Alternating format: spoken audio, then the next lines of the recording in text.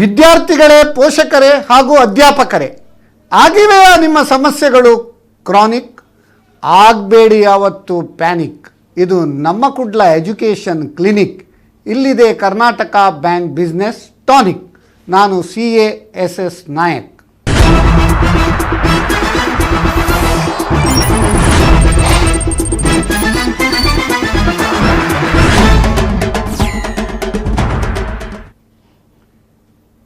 ವೀಕ್ಷಕರೇ, ನಿಮಗೆಲ್ಲರಿಗೂ Karnataka bank business tonic ಇದರ 110ನೇ ಸಂಚಿಕೆ ಎಜುಕೇಷನ್ ಟಾನಿಕ್ ಈ ಕಾರ್ಯಕ್ರಮಕ್ಕೆ ಸ್ವಾಗತ. ಇಂದಿನ ವಿಷಯ ಪ್ರಿಪರೇಷನ್ ಫಾರ್ ಎಕ್ಸಾಮಿನೇಷನ್ಸ್. ಈಗ ಎಲ್ಲರಿಗೂ ತಿಳಿದಿರುವಂತೆ ಇನ್ನು ಸಾಲು ಸರತಿಯಲ್ಲಿ ನಮ್ಮ ಬೋರ್ಡ್ ಎಕ್ಸಾಮ್ ಇರ್ಬೋದು, SSLC ಇರ್ಬೋದು, PUC ಇರ್ಬೋದು, ಡಿಗ್ರಿ ಇರ್ಬೋದು, ಪೋಸ್ಟ್ ಗ್ರ್ಯಾಜುಯೇಟ್ ಇರ್ಬೋದು, ಚಾರ್ಟರ್ಡ್ ಅಕೌಂಟೆನ್ಸಿ ಎಕ್ಸಾಮ್ ಇರ್ಬೋದು, ಟೆಕ್ನಿಕಲ್ ಎಜುಕೇಷನ್ ಎಕ್ಸಾಮ್ ಇರ್ಬೋದು, MBA ಇರ್ಬೋದು, ಎಲ್ಲ ಎಕ್ಸಾಮು ಸಾಲಾಗಿ ಇನ್ನೊಂದೆರಡು ತಿಂಗಳಿನಲ್ಲಿ ಪ್ರಾರಂಭ ಆಗ್ತದೆ. ಅದಕ್ಕೆ ಈ ವರ್ಷ ಒಂದು ಸ್ಪೆಷಲ್ ಏನಂತ ಹೇಳಿದರೆ, ಕಳೆದ ವರ್ಷ ಈ ಕೋವಿಡ್ ಸಿಚುವೇಷನಿಂದಾಗಿ ಅನೇಕ ಒಂದು ಈ ಕ್ಲಾಸ್ ರೂಮ್ ತರಗತಿಗಳು ಮಾಡಲಿಕ್ಕೆ ಆಗಲಿಲ್ಲ. ಮತ್ತು ಕೆಲವು ಆನ್ಲೈನಲ್ಲಿ ಮಾಡಿದ್ದಾರೆ. ಮತ್ತು ಆನ್ಲೈನಲ್ಲಿ ಎಷ್ಟು 100% ಕಾನ್ಸಂಟ್ರೇಷನ್ ಕೊಡಲಿಕ್ಕೆ ಆಗ್ತದೆ ಅನ್ನೋದು ಕೂಡ ಒಂದು ಚರ್ಚಾಸ್ಪದ ವಿಷಯ ಅಂತ ಕೂಡ ಹೇಳ್ತೇವೆ. ಇಂಥ ಒಂದು ಕಾಲಘಟ್ಟದಲ್ಲಿ ನಮ್ಮ ವಿದ್ಯಾರ್ಥಿಗಳು ಯಾವ ರೀತಿಯಲ್ಲಿ ಈ ಎಕ್ಸಾಮಿಗೆ ಪ್ರಿಪೇರ್ ಮಾಡಬಹುದು? ಯಾಕಂತ ಹೇಳಿದರೆ, any given situation we have to take every opportunity as a challenge, every challenge as a opportunity. ಇದು ಚಾಲೆಂಜ್ ಅನ್ನೋದು ಅಧ್ಯಾಪಕರಿಗೂ ಹೌದು, ವಿದ್ಯಾರ್ಥಿಗಳಿಗೂ ಹೌದು, ಪೋಷಕರಿಗೂ ಹೌದು. ಇಂಥ ಒಂದು ಸಂದರ್ಭದಲ್ಲಿ ಈ ಒಂದು ವಿಷಯ ಈಗ ಒಂದು ಪ್ರಸ್ತುತ ಅಂತ ನಾವು ಈ ಒಂದು ಕಾರ್ಯಕ್ರಮವನ್ನು ಹಮ್ಮಿಕೊಂಡಿದ್ದೇವೆ. ಈ ಒಂದು ಕಾರ್ಯಕ್ರಮಕ್ಕೆ ನಾವು ಇಬ್ಬರು ದಿಗ್ಗಜರನ್ನೇ ಕರೆದಿದ್ದೇವೆ. ಇಬ್ಬರು ದಿಗ್ಗಜರಂತ ಹೇಳಿದರೆ ನಾವು ಇಬ್ಬರ ಬಗ್ಗೆ ಹೇಳುವ ಅವಶ್ಯಕತೆ ಇಲ್ಲ. ಇವರಿರುವರು ನಮ್ಮ ಅನೇಕ ಕಾರ್ಯಕ್ರಮಗಳಲ್ಲಿ ಭಾಗವಹಿಸಿದ್ದಾರೆ. ಅದೇ ರೀತಿ ನಮ್ಮ ಒಂದು ಗೋಲ್ಡನ್ ಜುಬ್ಲಿ ಸೆಲೆಬ್ರೇಷನಲ್ಲಿ ಕೂಡ ಗೆಸ್ಟಾಗಿ ಕೂಡ ಭಾಗವಹಿಸಿ ತಮ್ಮ ಅಪಾರ ಅನುಭವವನ್ನು ನಮ್ಮ ವೀಕ್ಷಕರೊಂದಿಗೆ ಹಂಚಿಕೊಂಡಿದ್ದಾರೆ. ಆದರೂ ಕೂಡ ನಾವು ಅವರನ್ನು ಸಂಕ್ಷಿಪ್ತವಾಗಿ ಒಂದು ಪರಿಚಯಿಸುವುದು ನಮ್ಮ ಒಂದು ಧರ್ಮ. ಪ್ರಪ್ರಥಮವಾಗಿ ಡಾಕ್ಟರ್ PS ಎಡಪಡಿತ್ತಾಯ ಹೇಳಿದಾಗೆ, ನ ಕಸ್ತೂರಿ ಕಾಮೋದಹ ಶಪಥೇನ ವಿಭಾವ್ಯತೆ ಅಂತೇಳಿ, ಅಂದರೆ ಕಸ್ತೂರಿ ಪರಿಮಳ ತನ್ನಷ್ಟಕ್ಕೆ ಸೂಸ್ತದೆ ಅಂತೇಳಿ. ಇವರ ಬಗ್ಗೆ ಹೇಳುವುದಾದರೆ, ಇವರು ಕೊಕ್ಕಡ ಅನ್ನೋ ಒಂದು ಕುಗ್ರಾಮದಿಂದ ಬಂದು ಈಗ ವೈಸ್ ಚಾನ್ಸಲರ್ ಆಫ್ ನಮ್ಮ ಪ್ರೆಸ್ಟೀಜಿಯಸ್ ಯೂನಿವರ್ಸಿಟಿ ಮಂಗಳೂರು ಯೂನಿವರ್ಸಿಟಿ ಅದರ ಒಂದು ವೈಸ್ ಚಾನ್ಸಲರ್ ಆಗಿದ್ದಾರೆ ಅಂತ ಹೇಳಲಿಕ್ಕೆ ಬಹಳ ಒಂದು ಹೆಮ್ಮೆ ಆಗ್ತದೆ. ಇವರ ಒಂದು ಬಯೋಡಾಟಾ ಓದಲಿಕ್ಕೆ ಹೋದರೆ ಇಡೀ ನಮ್ಮ ಪ್ರೋಗ್ರಾಮೇ ಅದಕ್ಕೆ ಬೇಕಾಗ್ತದೆ. ಆದರೂ ಸಂಕ್ಷಿಪ್ತವಾಗಿ ನಾವೇನು ಹೇಳೋದಾದರೆ, ಡಾಕ್ಟರ್ PS ಎಡಪಡಿತ್ತಾಯ ಇವರು is A first rank with gold medal from in MCom from Mysuru university, and he is a renowned academic administrator and a senior professor of commerce in Mangalore University with the teaching and research experience for 33 years. ಆನಂತರ ಅವರು ಇತ್ತೀಚೆಗೆ ಅವರು vice chancellor of Mangalore university ಆಗಿ ಕೂಡ ಕಾರ್ಯನಿರ್ವಹಿಸ್ತಾ ಇದ್ದಾರೆ.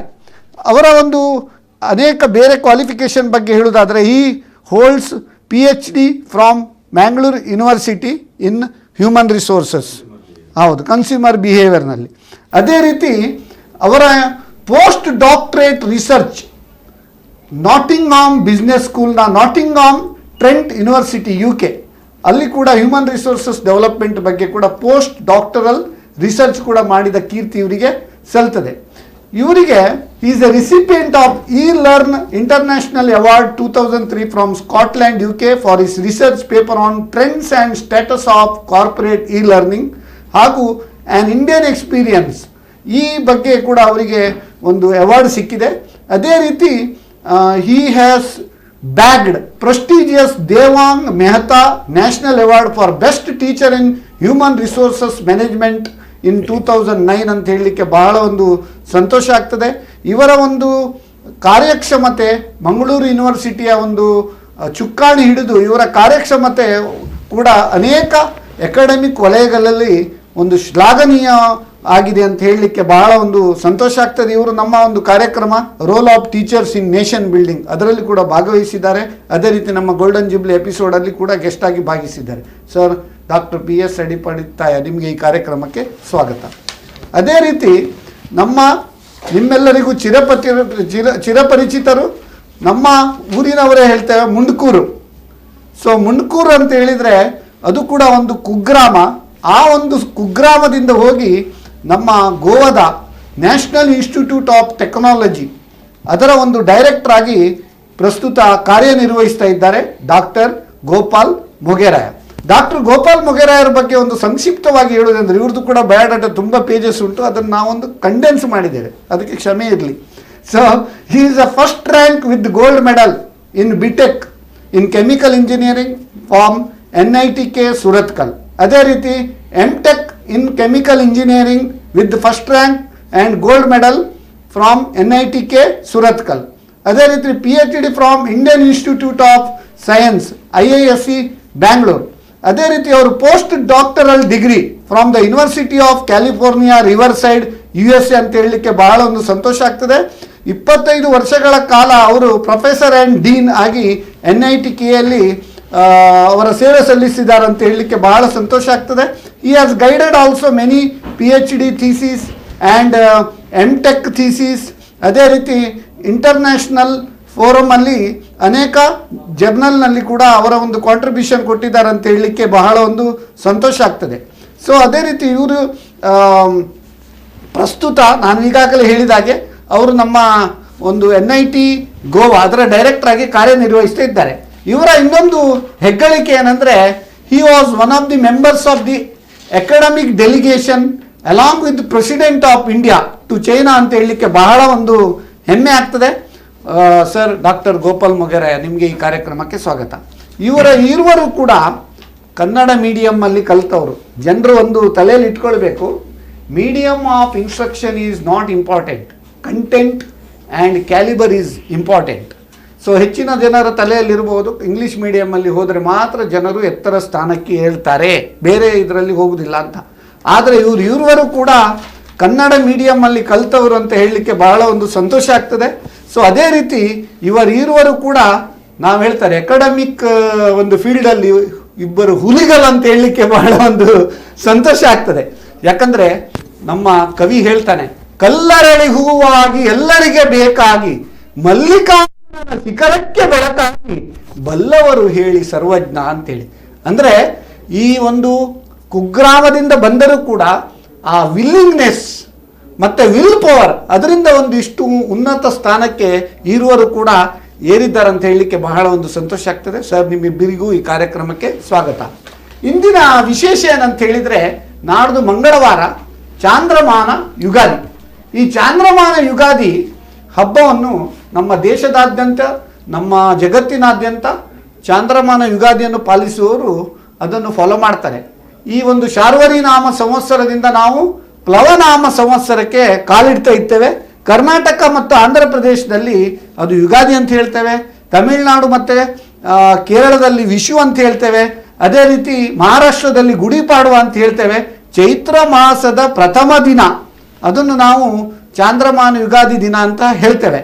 It is signifies end of winter and start of harvest season. ಎಲ್ಲರೂ ತಳಿರು ತೋರಣದಿಂದ ಅಲಂಕರಿಸಿ ಬೇವು ಬೆಲ್ಲವನ್ನು ಸವಿದು, ಅಂದರೆ ಸುಖ ದುಃಖೇಶು ಸಮನ್ವಿತ ಅಂತ ಎರಡನ್ನೂ ಸಮಾನವಾಗಿ ಸ್ವೀಕರಿಸುವ ಆ ಒಂದು ಪ್ರತಿಜ್ಞೆಯೊಂದಿಗೆ ಆ ಒಂದು ಹೊಸ ಹಬ್ಬವು ನಮಗೆಲ್ಲರಿಗೂ ಪ್ಲವನಾಮ ಸಂವತ್ಸರ. ಯಾವುದೇ ಒಂದು ವಿಪ್ಲವವಿದ್ದರೆ ಆ ವಿಪ್ಲವವನ್ನು ಹೋಗಲಾಡಿಸಿ ದೇವರು ನಮಗೆ ಒಳ್ಳೆಯ ಎಲ್ಲರಿಗೂ ಆಯುರಾರೋಗ್ಯ ಐಶ್ವರ್ಯ ಭಾಗ್ಯವನ್ನು ಕೊಡಲಿ ಅಂತ ನಾನು ಪ್ರಾರ್ಥನೆ ಮಾಡಿ ಈ ಕಾರ್ಯಕ್ರಮವನ್ನು ಮುಂದುವರಿಸ್ತಾ ಇದ್ದೇನೆ. ಸರ್, ಈಗ ಪ್ರಪ್ರಥಮವಾಗಿ ಜನರಿಗೆ ಇದಿರ್ತದೆ, ಏನು ಪರೀಕ್ಷೆಯ ಬಗ್ಗೆ. ಪರೀಕ್ಷೆ ಅಂದರೆ ಒಂದು ಭೂತ, ಅದೊಂದು ಪೆಡಂಭೂತ. ಕೆಲವರು ಹೇಳ್ತಾರೆ ಪರೀಕ್ಷೆ ಅನ್ನೋದು ಅಗ್ನಿ ಪರೀಕ್ಷೆ ಅಂತ ಹೇಳಿ. ಆ ಪರೀಕ್ಷೆಯ ಬಗ್ಗೆ ಒಂದು ಹೆದರಿಕೆ, ಅದರ ಬಗ್ಗೆ ನೀವು ಒಂದು ಸಂಕ್ಷಿಪ್ತವಾಗಿ ಹೇಳ್ಬೋದಾ? ಹೌದು. ಈಗ ಪರೀಕ್ಷೆ ಅಂತ ಹೇಳಿದರೆ ಒಂದು ಪೆಡಂಭೂತದಾಗೆ ವಿದ್ಯಾರ್ಥಿಗಳ ಮನಸ್ಸಿಗೆ ಬರುತ್ತೆ. ಹೆಚ್ಚಿನ ವಿದ್ಯಾರ್ಥಿಗಳು ಏನು ಹೇಳ್ತಾರೆ ಅಂತ ಹೇಳಿದರೆ, ಪರೀಕ್ಷೆ ಬೇಡ, ಪರೀಕ್ಷೆ ಇದ್ದರೂ ಅದನ್ನು ಬೇರೆ ರೀತಿಯಲ್ಲಿ ಮಾಡಿ, ನಮಗೆ ಭಯ ಹುಡ್ತದೆ ಅಂತ. ನಾನಿಲ್ಲಿ ಹೇಳುವಂಥದ್ದು ಒಂದೇ, ಇದು ಭಯ ಯಾಕೆ ಬರುತ್ತೆ ಅಂತ. ಭಯ ಪೂರ್ವ ತಯಾರಿ ಇಲ್ಲ ಮಗುವಿಗೆ. Fear of unknown. ತುಂಬಾ ಫಿಯರ್ಗಳು ಇರ್ತದೆ. ಇಲ್ಲಿ ನಾನು ಹೇಳೋದು ಒಂದೇ ಏನಂತ ಹೇಳಿದ್ರೆ, the only thing you have to fear is fear itself. ಭಯ ಅಂತ ಹೇಳೋದಕ್ಕೆ ಅಂಜಬೇಕೇ ವಿನಃ ಬೇರೆ ಯಾವುದಕ್ಕೂ ಅಂಜುವಂಥ ಪ್ರಶ್ನೆ ಬರೋದಿಲ್ಲ. ಹಾಗಾದರೆ ಎದುರಿಸೋ ಬಗ್ಗೆ ಹೇಗೆ ಅಂತ ಹೇಳಿದ್ರೆ ಇಲ್ಲಿ ತಯಾರಿ ಆಗಬೇಕು. See before you sit down understand where you are standing ಅಂತ ಹೇಳ್ತೇವೆ ನಾವು ಕೂತ್ಕೊಳ್ಳೋ ಮೊದಲು ಎಲ್ಲಿ ನಿಂತುಕೊಂಡಿದ್ದೇವೆ ಅಂತ ನಾವು ತಿಳ್ಕೊಳ್ಳಿಲ್ಲ ಅಂತ ಹೇಳಿದ್ರೆ ಹಿಂದಿನ ಕುರ್ಚಿ ಆ ಕಡೆ ಎಳೆದು ಬಿಟ್ರೆ ಕೆಳಗೆ ಬೀಳುವಂಥ ಒಂದು ಪ್ರಮೇಯ ಬರಬಹುದು. ಆದ ಕಾರಣ begin with the end in your mind ಅಂತ. ಸೊ ಪರೀಕ್ಷೆ ಅಂತ ಬರುವಾಗ ಇಲ್ಲಿ ಬರುತ್ತೆ. ನಾನು ಫಿಲಾಸಾಫಿಕಲ್ ಆಗಿ ಮಾತಾಡ್ತಾ ಇಲ್ಲ, ನಾನು very practical and down to earth ಆಗಿ ಹೇಳ್ತಾ ಇದ್ದೇನೆ. ಪರೀಕ್ಷೆ ಅಂತ ಹೇಳುವಾಗ 2 ರೀತಿಯ ಪರೀಕ್ಷೆ. ಒಂದು ಈ 4 ತಿಂಗಳು ಒಂದು ಸೆಮಿಸ್ಟ್ರಿಗೆ ನಾವು ಪಾಠ ಪ್ರವಚನಗಳನ್ನು ಕೇಳಿ ಅದಕ್ಕೆ ಒಂದು ಸಣ್ಣ ಪ್ರಮಾಣದ ತಯಾರಿ ಮಾಡಿ ಪ್ರಶ್ನೆ ಪತ್ರಿಕೆ ತಯಾರಿ ಆಗಿರ್ತದೆ. 3 ಗಂಟೆಗಳ ಕಾಲ ಪರೀಕ್ಷೆ ಬರೀತವೆ, ಅದರ ಮೌಲ್ಯಮಾಪನ ಮಾಡಿ ಫಲಿತಾಂಶ ಘೋಷಿಸ್ತಾರೆ. ಇದೊಂದು ಪರೀಕ್ಷೆ. ಆದರೆ ಇನ್ನೊಂದು ಪರೀಕ್ಷೆ ನನಗೆ ಬಹಳ ಪ್ರಾಮುಖ್ಯವಾದ ಯಾವುದು ಅಂತ ಹೇಳಿದ್ರೆ ಜೀವನದ ಪರೀಕ್ಷೆ. ಈಗ ನಮ್ಮ ರಾಷ್ಟ್ರೀಯ ಶಿಕ್ಷಣ ನೀತಿ 2020 ಏನು ಹೇಳ್ತದೆ ಅಂತ ಹೇಳಿದ್ರೆ ದುಡಿದು ಬದುಕಲಿಕ್ಕೆ ಪ್ರತಿಯೊಬ್ಬ ವಿದ್ಯಾರ್ಥಿ ಕಲಿಬೇಕು.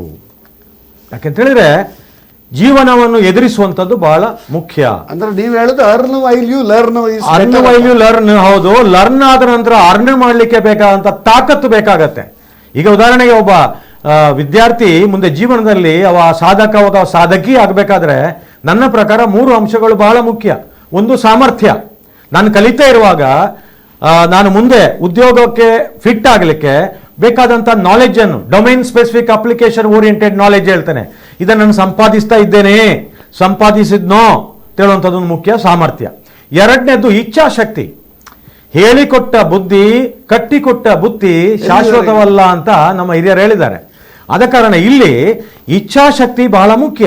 ಈ 3 ಗಂಟೆಯ ಪರೀಕ್ಷೆಯನ್ನು ಎದುರಿಸುವುದು ಮುಖ್ಯ ಅಲ್ಲ, ಮುಂದೆ ಜೀವನದ ಪರೀಕ್ಷೆಗೆ ಅಣಿಗೊಳಿಸಬೇಕಾಗತ್ತೆ. ಅದಕ್ಕೆ ಬೇಕಾದಂಥ ಚಾಕಚಕ್ಯತೆ, ಕೌಶಲಗಳನ್ನು, ಸಾಮರ್ಥ್ಯಗಳನ್ನು ಗಳಿಸಿಕೊಳ್ಳಬೇಕಾಗತ್ತೆ. ಅದಕ್ಕೆ ಬೇಕಾದಂಥ ಇಚ್ಛಾಶಕ್ತಿ ಬೇಕು. If there is a mind there is a way ಅಂತ. ಸೊ ಇದು 2ನೇ ಅಂಶ. 3ನೇ ಅಂಶ ಅವಕಾಶಗಳು. ಸೊ ಇಲ್ಲಿ ಅವಕಾಶಗಳು ನಮ್ಮ ಮನೆ ಬಾಗಿಲಿಗೆ ಬಂದು ಬಾಗಿಲು ತಟ್ಟುವುದಿಲ್ಲ. ನಾವು ಅದನ್ನು ಆ ಕನಸಲ್ಲಿ ಕಾಣಬೇಕಾಗತ್ತೆ. ಆ ಕನಸು ನೆನಸಾಗ್ಲಿಕ್ಕೆ ಬೇಕಾದಂಥ ದೃಢ ಸಂಕಲ್ಪ ಬೇಕು, ವಿಶ್ವಾಸ ಬೇಕು, ನಂಬಿಕೆ ಬೇಕಾಗತ್ತೆ, ಅತ್ತ ಕಡೆ ಗಮನ ಹರಿಸಬೇಕಾಗತ್ತೆ. ಸೊ ಇಲ್ಲಿ ಸಾಮರ್ಥ್ಯ ಗುಣಿಸು ಇಚ್ಛಾಶಕ್ತಿ ಗುಣಿಸು ಅವಕಾಶಗಳು ಅಂತ ಹೇಳಿದ್ರೆ ಯಶಸ್ಸು ಅಂತ ನನ್ನ ಪ್ರಕಾರ. ಈ ಪರೀಕ್ಷೆ ಎದುರಿಸುವಾಗಲೂ ಇದು ಬಹಳ ಮುಖ್ಯ. ಇದರಲ್ಲಿ ಯಾವುದೋ ಒಂದು 0 ಆದ್ರೆ ನೀವು ಚಾರ್ಟರ್ಡ್ ಅಕೌಂಟ್ ಹಿಡಿದ್ರಿ, ಯಾವುದನ್ನು 0ಯಿಂದ ಮಲ್ಟಿಪ್ಲೈ ಮಾಡಿದ್ರೆ ನಿಮಗೆ ಸಿಗುವಂತ ಉಪಲಬ್ಧ ಕೂಡ 0 ಆಗತ್ತೆ. ಆದ ಕಾರಣ ಸಾಮರ್ಥ್ಯ ಬೇಕು, ಇಚ್ಛಾಶಕ್ತಿ ಬೇಕು, ಮತ್ತೆ ಅವಕಾಶಗಳ ಸದ್ಬಳಕೆ ಮಾಡಿಕೊಳ್ಳುವಂತ ಒಂದು ಚಾಕಚಕ್ಯತೆ ಅವನ ಹತ್ರ ಇರಬೇಕು. ಆಗ ಯಶಸ್ಸು ಬರುತ್ತೆ. ಆದ್ರೆ ಕೆಲವು ವಿದ್ಯಾರ್ಥಿಗಳು ನನಗೆ ಹೇಳ್ತಾರೆ, ಸರ್ ನಾವು ಪರೀಕ್ಷೆಗೆ ಎಷ್ಟು ಓದಿದ್ರು ಕೂಡ ಪ್ರಯೋಜನ ಇಲ್ಲ, ಲಕ್ ಬೇಕು ಅಂತ. ನಾನು ಆ ಮಗುವಿಗೆ ಹೇಳ್ತೇನೆ, ಲಕ್ ಅಂತ ಹೇಳಿದ್ರೆ ಇಂಗ್ಲಿಷ್ನಲ್ಲಿ 4 ಲೆಟರ್ಸ್ ಇದೆ, LUCK ಅಂತ. ಅದನ್ನ ಎಕ್ಸ್ಪಾಂಡ್ ಮಾಡಪ್ಪ ಅಂತ. ಆ ಮಗು ಮೇಲೆ ಕೆಳಗೆ ನೋಡ್ತದೆ ನನ್ನ ಹತ್ರ. ಯಾಕಂದ್ರೆ ನಾನೊಬ್ಬ ಆಪ್ತ ಸಲಹೆಗಾರನಾಗಿ ಮತ್ತೆ ಆಪ್ತ ಸಮಾಲೋಚನೆ ಮಾಡುವಾಗ ಈ ಮಕ್ಕಳು ನನಗೆ ಬರ್ತಾರೆ. ಆ ಮಕ್ಕಳ ಹತ್ರ ನಾನು ಹೇಳ್ತೇನೆ ಅವರಿಗೆ, ನೋಡಿ L ಅಂತ ಹೇಳಿದ್ರೆ ಲೇಬರ್, U ಅಂತ ಹೇಳಿದ್ರೆ under, C means correct, K ಅಂತ ಹೇಳಿದ್ರೆ ನಾಲೆಜ್.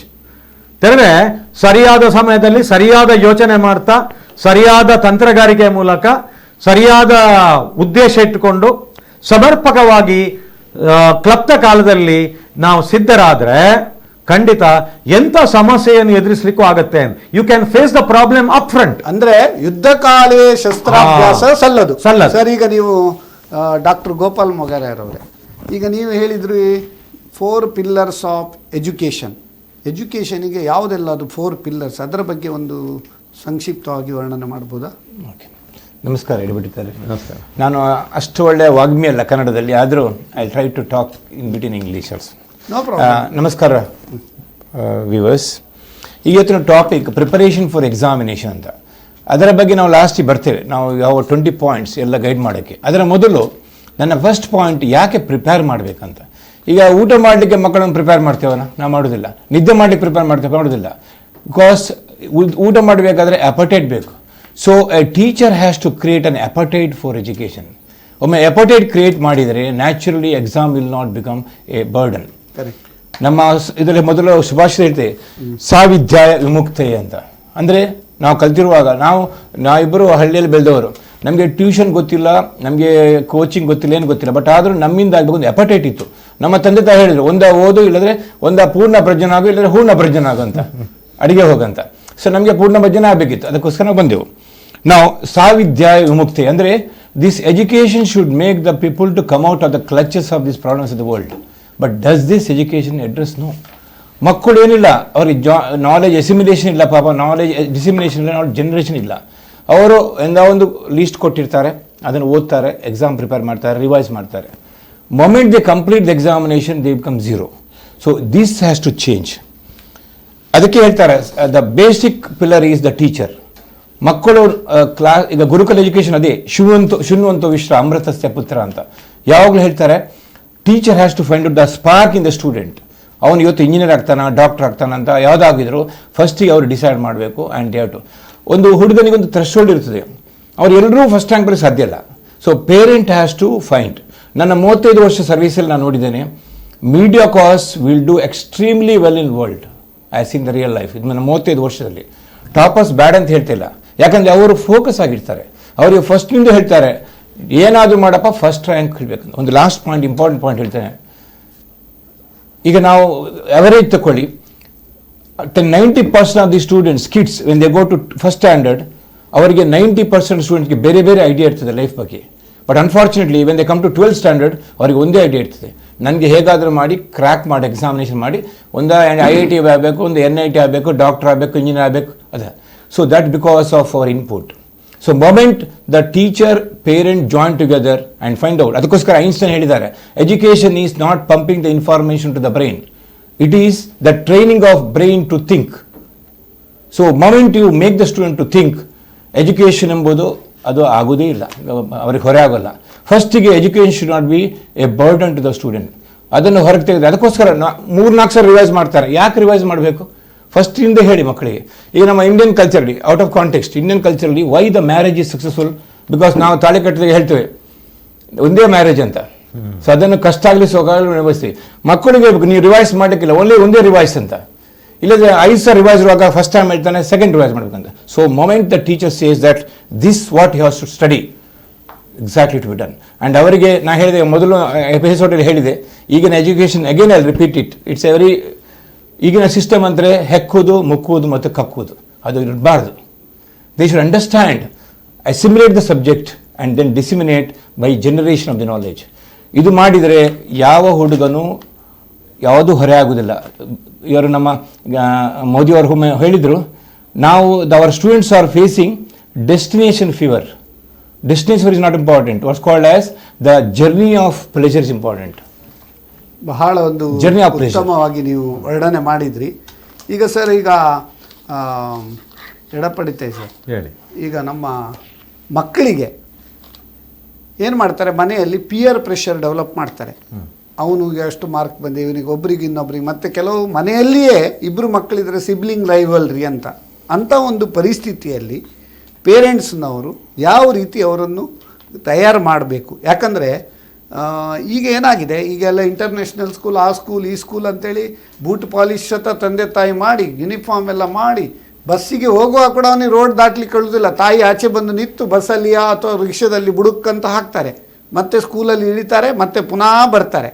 ಬಂದು ಆ ಇಂಟರ್ನ್ಯಾಷನಲ್ ಸ್ಕೂಲಲ್ಲಿ ಕಲಿತು ಪುನಃ ಬಂದು ಬೋರ್ನಿಟೋ, ಪ್ರೋಟೀನಿಕ್ಸೋ, ಹಾರ್ಲಿಕ್ಸ್ ಏನಾದರೂ ಕೊಟ್ಟು 1 ಗಂಟೆ ನಂತರ ಪುನಃ ಟ್ಯೂಷನಿಗೆ ಕಳಿಸ್ತಾರೆ. ಅದಕ್ಕೆ ಹೇಳ್ತಾರೆ, ಒಬ್ಬರು ಮಾರ್ಮಿಕವಾಗಿ ಹೇಳಿದ್ರಂತೆ, ಮಾವನ ಮಗಳನ್ನೇ ಮದುವೆ ಆಗುವುದೆಂದು ನಿಶ್ಚಯವಾದ ಮೇಲೆ ಊರಿನ ಹುಡುಗಿಯರನ್ನು ನೋಡುವುದು ಯಾಕೆ ಅಂತೇಳಿ. ಇದರ ಬಗ್ಗೆ ನಿಮ್ಮ ಒಂದು ಸಂಕ್ಷಿಪ್ತ ಒಂದು. ಖಂಡಿತವಾದ. ಈಗ ಒಂದು ಮಗು ಶಾಲೆಗೆ ಆಗಲಿ ಅಥವಾ ಹೈಸ್ಕೂಲಿಗೆ ಆಗಲಿ ಅಥವಾ ಕಾಲೇಜಿಗೆ ಆಗಲಿ ಅಥವಾ ವಿಶ್ವವಿದ್ಯಾಲಯಕ್ಕಾಗಿ ಉನ್ನತ ವ್ಯಾಸಂಗಕ್ಕೆ ಹೋಗುವಾಗ ಮನೆಯವರು ಒತ್ತಡ ಹೇರುವಂಥದ್ದು, ಆ ಒತ್ತಡ ನಿಭಾಯಿಸುವ ಶಕ್ತಿ ಸಾಮರ್ಥ್ಯ ಮಗುವಿಗೆ ಇಲ್ಲದಿರುವಂಥದ್ದು, ಮಗು ಯಾರಿಗೋ ಒಂದು ಓದಿದಾಗೆ ಓದುವಂಥದ್ದು. ಮಗು ಯಾವಾಗ ತನಿಗೆ ಓದಬೇಕು ಅಂತ ಮನವರಿಕೆ ಆಗ್ತದೋ, ಇದಕ್ಕೆ ಸೆಲ್ಫ್ ರಿಯಲೈಸೇಷನ್ ಅಂತ ಹೇಳುವಂಥದ್ದು, ಆಗ ಆ ಮಗು ತನ್ನನ್ನು ತಾನೇ ಮೌಲ್ಯಮಾಪನಗೊಳಿಸಲಿಕ್ಕೆ ಪ್ರಯತ್ನ ಮಾಡ್ತದೆ. ಅದಕ್ಕೆ ಸೆಲ್ಫ್ ಅಸೆಸ್ಮೆಂಟ್. ಇದು ಒತ್ತಡ ಇರಬಾರದು ಅಂತ ಹೇಳೋದಿಲ್ಲ. ಒತ್ತಡ ಯಾವ ರೀತಿ ಇರಬೇಕು ಅಂತ ಹೇಳಿದ್ರೆ, ಆ ಒತ್ತಡ ನಿಭಾಯಿಸುವ ಶಕ್ತಿ ಇರಬೇಕು. ಆ ಒತ್ತಡ ಸಕಾರಾತ್ಮಕವಾಗಿ ಮತ್ತೆ ಧನಾತ್ಮಕವಾಗಿ ಇರಬೇಕು. ಅಂದ್ರೆ ಟೆನ್ಷನ್, ಶಾಕ್ ಅಬ್ಸಾರ್ಬರ್ ಹೇಳ್ತಾರೆ, ಶಾಕ್ ಅಬ್ಸಾರ್ಬರ್ಗೆ ಎಷ್ಟು ಕೆಪಾಸಿಟಿ ಅಷ್ಟೇ ಶಾಕ್. ಹೌದು. ಈಗ ಪಾಸಿಟಿವ್ ಸ್ಟ್ರೆಸ್ ಮತ್ತೆ ಡಿಸ್ಟ್ರೆಸ್ ಅಂತ ಹೇಳ್ತೇವೆ. ಪಾಸಿಟಿವ್ ಸ್ಟ್ರೆಸ್ ಅಂದ್ರೆ ನಿಜವಾಗಿ ಕ್ರಿಯೇಟಿವ್ ಟೆನ್ಷನ್ ಆಗಿ ನೀವು ತುಂಬ ಯಾವುದನ್ನು ಹಗುರವಾಗಿ ಪರಿಗಣಿಸುವುದಿಲ್ಲ, ಬಹಳ ಸೀರಿಯಸ್ ಆಗಿ ನೀವು ತಕೊಂಡು ಪ್ರಾಮಾಣಿಕ ಪ್ರಯತ್ನ ಮಾಡಿ ಬದ್ಧತೆಯಿಂದ ಆ ಕಾರ್ಯದಲ್ಲಿ ತೊಡಗಿಸಿಕೊಳ್ತೀರಿ. ಇದಕ್ಕೆ ಕ್ರಿಯೇಟಿವ್ ಟೆನ್ಷನ್. ಈಗ ನಿಮ್ಮ ಬಿಸ್ನೆಸ್ ಟಾನಿಗೆ ಬರುವಾಗ ನಮಗೊಂದು ಟೆನ್ಷನ್ ಆಗುತ್ತೆ, ಅದು ಪಾಸಿಟಿವ್ ಟೆನ್ಷನ್. ನಾವು ಸೀರಿಯಸ್ ಆಗಿ ಬರ್ತೇವೆ, ಚೆನ್ನಾಗಿ ಮಾಡಬೇಕು, ತುಂಬಾ ವ್ಯೂಯರ್ಸ್ ಇದ್ದಾರೆ, ಹೆಚ್ಚಿನ ವಿದ್ಯಾರ್ಥಿಗಳಿಗೆ ಇದು ಉಪಕಾರಿ ಆಗಬೇಕು ಅಂತ ಈ ಕಾರ್ಯಕ್ರಮ ಅಂತ. ಈಗ ಒಂದು ಕಾಲ್ ತಗೊಳ್ಬಹುದು? ಎಸ್, ತಗೊಳ್ಳಿ. ಹಲೋ ಸರ್ ನಮಸ್ಕಾರ, ರಾಮರಾವ್ ಕೊಟ್ಟಾರ ಚೌಕಿ. ರಾಮರಾವ್ ಅವರು ಕೊಟ್ಟಾರ ಚೌಕಿ, ನಿಮ್ದು ಓಪನಿಂಗ್ ಬ್ಯಾಟಿಂಗ್ ಈಗ. ರಾಮರಾಯರಿಗೆ ನಮಸ್ಕಾರ. ಯುಗಾದಿ ಹಬ್ಬದ ಚಾಂದ್ರಮಾನ ಯುಗಾದಿ ಹಬ್ಬದ ಶುಭಾಶಯ. ನಿಮ್ಮ ಪ್ರಶ್ನೆ ಕೇಳ್ಬೋದಾ? Thanks sir. ನಿಮಗೂ ಕೂಡ ಮುಖ್ಯ ಅತಿಥಿ ಅವರಿಬ್ಬರಿಗೂ ನಮಸ್ಕಾರ. ಈಗ ಆನ್ಲೈನ್ ಎಜುಕೇಶನ್ ಆಗ್ತಾ ಉಂಟು ಕೊರೋನಾದಿಂದ. ಕೆಲವು ಜಾಗಿನಲ್ಲಿ ಮೊಬೈಲ್ ಲ್ಯಾಪ್ಟಾಪ್ ಕನೆಕ್ಟಿವಿಟಿ ಪ್ರಾಬ್ಲಮ್ ಉಂಟು. ಕೆಲವು ಜಾಗಿನಲ್ಲಿ ಮಕ್ಕಳು ತಂದೆ ತಾಯಿಗಳು ಮೊಬೈಲ್ ಕೊಡದಿದ್ರೆ ಸೂಸೈಡ್ ಮಾಡಿದ ಕೇಸು ಉಂಟು. ಈ ಪಬ್ಜಿ ಗೇಮ್ ನಲ್ಲಿ ಒಂದು ಸ್ಟೂಡೆಂಟ್ ಇನ್ನೊಬ್ಬನ ಕೊಂದ ಅಂತ ಉಳ್ಳಾಳದಲ್ಲಿ ಇತ್ತೀಚೆಗೆ ನಾವು ಪೇಪರ್ ಓದಿದ್ದೇವೆ. ಇದರಲ್ಲಿ ನನ್ನ ಪ್ರಶ್ನೆ ಏನಂದ್ರೆ, ವಿದ್ಯಾರ್ಥಿಗಳಿಗೆ ಮೊಬೈಲು ವರವ ಶಾಪವ ಅಂತ. Next question, can you explain the importance of time management, joint study, group study, daily reading and writing what they have read, maintaining good health of the student. Next, whether extracurricular activities like yoga, pranayama, sports, dance, music, drawing will help students for stress management and to get kushagra buddhi. Next, I studied in Madras Christian College. For good handwriting 10 marks were reserved. Please suggest this point in new education policy. Next, what is the role of parents and teachers? Is it advisable to keep CCTV camera in their children's study room up to high school level? Next question, 11th hour preparation. ಸಂಕಟ ಬಂದಾಗ ವೆಂಕಟರಮಣ ಅಂತ ಹೇಳ್ತಾವಲ್ಲ, ನಮ್ಮ ಮನೆ ಹತ್ರ ಒಂದು college ಉಂಟು. Exam ದಿವಸ ಮಕ್ಕಳೆಲ್ಲ ರಸ್ತೆಯಲ್ಲಿ ಹೋಗುವಾಗ ಓದ್ಕೊಂಡೇ ಹೋಗ್ತಾರೆ, ಅದು ಕರೆಕ್ಟಾ? ಮತ್ತೆ ಸ್ಟೂಡೆಂಟ್ಸ್, ಇದು ನನ್ನ opinion, student should not give importance to rumours of leakage of question papers. Last, ನಾನು ಟೈಮ್ಸ್ ಆಫ್ ಇಂಡಿಯಾದಲ್ಲಿ ಮೊನ್ನೆ ಓದಿದೆ, ಹೋಲಿಸ್ಟಿಕ್ ಪ್ರೋಗ್ರೆಸ್ ಕಾರ್ಡ್ HPC, ಅದು ಏನಂತ ಹೇಳ್ಬೋದಾ? ನಮಸ್ಕಾರ sir. Holistic progress card. Okay, ನಮ್ಮ ರಾಮರಾಯರವರು ನಮಗಿಂತ ಜಾಸ್ತಿ ಒಂದು ಒಳ್ಳೆ ತಯಾರಾಗಿ ಅನೇಕ ಕ್ವಶನ್ ಕೇಳ್ತಾರೆ. ಯಾಕಂದರೆ ಅವ್ರಿಗೆ ಅದಕ್ಕೆ ನಾವು ಹೇಳೋದು, ಅವರು ಮ್ಯಾಂಗ್ಳೂರ್ ಪ್ರೊಡಕ್ಟಿವಿಟಿ ಕೌನ್ಸಿಲ್ ಅಧ್ಯಕ್ಷರಾದರು, ಅವರಿಗೆ ಪ್ರೊಡಕ್ಟಿವ್ ರಾಮರಾಯರ್ ಅಂತೇಳಿ ನಾವು ಬಿರುದು ಕೊಟ್ಟಿದ್ದೇವೆ. ಈಗ ನಾವು ಅದನ್ನು 1 by 1 ನಾವು ತಗೊಂಡು ಟೈಮ್ ನಾವು ಅದನ್ನು ಡಿಸ್ಕಸ್ ಮಾಡುವ. ಸರ್, ಈಗ ಒಂದು ಆನ್ಲೈನ್ ಎಜುಕೇಷನಲ್ಲಿ ಕನೆಕ್ಟಿವಿಟಿ ಇಶ್ಯೂ ಬಗ್ಗೆ ಅವ್ರು ಹೇಳ್ತಾರೆ, ಅದು ಏನು ಮಾಡ್ಬೋದು ಅದರ ಬಗ್ಗೆ? See, unfortunately, because of this COVID pandemic, we are all put into a severe jolt, socially, economically, and ನನ್ನ ಒಂದೇ ಪಾಯಿಂಟ್ ಅಂತ ಹೇಳಿದರೆ, ಈಗ ಕೆಲವು ವಿಲೇಜಲ್ಲಿ ಇರ್ಬೋದು, ಬಟ್ ಈಗ ಓವರ್ ಆಲ್ ನಾವು connectivity has improved, to be honest. ಆಯಿತಾ? Second thing is very important, is told by president of India. ನಾವು we talk about social distancing or physical distancing ಈ ಪ್ಯಾಂಡಮಿಕಲ್ಲಿ, ಬಟ್ ಒಂದು very important advantage is it has created the emotional closeness. ಯಾವಾಗ parents will spend more time with the child, ಅವನ half of the problem is tension ಹೊರಟೋಗ್ತದೆ. ಅವನಿಗೆ CCTV camera ಹಾಕೋದೆಲ್ಲ, ಯಾಕಂದರೆ ನಾವು ನಮ್ಮ ಮಗನನ್ನು ಕಳ್ಳಂತರ ಟ್ರೀಟ್ ಮಾಡಿದರೆ ಅವನು ಕಳ್ಳಂತರೇ ಆಗ್ತಾನೆ. ಯಾವಾಗ ಅವನಿಗೆ ಕಾನ್ಫಿಡೆನ್ಸ್ ಕೊಡ್ತೀರಾ, ಯಾವಾಗ ಅವನನ್ನು ಲೈಕ್ ಮಾಡ್ತೀರಾ, ಯಾವಾಗ ಅವನಿಗೆ ಒಂದು ರೆಸ್ಪೆಕ್ಟ್ ಕೊಡ್ತೀರಾ, ಅವನು ರೆಸ್ಪೆಕ್ಟ್ ಕೊಡ್ತಾನೆ. ಇದು very important. Parent has to spend more time with the child. He need not teach, but he has to spend time. ಊಟ ಮಾಡುವಾಗ ಒಟ್ಟಿಗೆ ಊಟ ಅದು that's what it is missing in the present generation. ಅವ್ರು ಎಲ್ಲ ಇದೆ, ಬಟ್ ತಂದೆ ತಾಯಿ ಇಲ್ಲ ಅಷ್ಟೇ. ಅದಕ್ಕೆ ಹೇಳ್ತಾರೆ, ತಂದೆ ಬಾಲ್ಯದೊಳಕ್ಕರ ವಿದ್ಯೆಗಳ ನರಿಪದಿರ್ದೊಡೆ ಕೊಂದಂ ಚಿಕ್ಕಂದಿನ ವಿದ್ಯೆ ಪರಗು ಚೂಡಾರತ್ನ ಅಂತೇಳಿ ಎಷ್ಟು ಚೆನ್ನಾಗಿ ಕವಿ ಚೂಡಾರತ್ನ ಕೂಡ ಹೇಳಿದ್ದಾರೆ. ನಾವು ಹೇಳ್ಕೊಡ್ಬೇಕಂತ ಪೇರೆಂಟ್ಸ್ ಪಾಪ ಎಜುಕೇಟ್ ಇರಲಿದ್ದು ಸಾಕು, ಬಟ್ ಅವರ ಮಿಯರ್ ಪ್ರೆಸೆನ್ಸ್ ವಿಲ್ ಮ್ಯಾಟರ್. ಅದು ಮಾಡ್ತಾ ಇಲ್ಲ ಮಕ್ಕಳಿಗೆ. ಅವರಂದ್ರೆ ತಂದೆ ತಾಯಿ ಇಬ್ಬರು ಬಿಸಿ ಇರ್ತಾರೆ, ನ್ಯಾಚುರಲಿ ಮೊಬೈಲ್ ಕೊಟ್ಟರೆ ಅವ್ರು ಆ ಏಜಲ್ಲಿ they are tempted to do something. ಅದರ ಬದಲಿಗೆ ಪೇರೆಂಟ್ಸ್ ಕೂತ್ಕೊಂಡ್ರೆ ಚೆಕ್ ಮಾಡ್ಬೇಕಂತಿಲ್ಲ. You create the good point of mobile. There are so many good point of mobile. E governance, e learning, ಅದನ್ನು ಹೇಳಿಕೊಟ್ರೆ, ಈಗ ಮೊದಲು ನೋಡಿ, anything we should make the most of it. ಅಲ್ಲ, ಅದರ ಒಳ್ಳೆ ಪಾಯಿಂಟ್ ಹೇಳಬೇಕು. ಈಗ there is nothing in the world which has got only advantages. Correct. There will be a disadvantages ಇದ್ರೆ ಡಿಸ್ಅಡ್ವಾಂಟೇಜ್ ನ್ಯಾಚುರಲಿ. ಈಗ ಇನ್ನೊಬ್ರು ಕಾಲರ್ ಇದ್ದಾರೆ. Hello hello hello hello.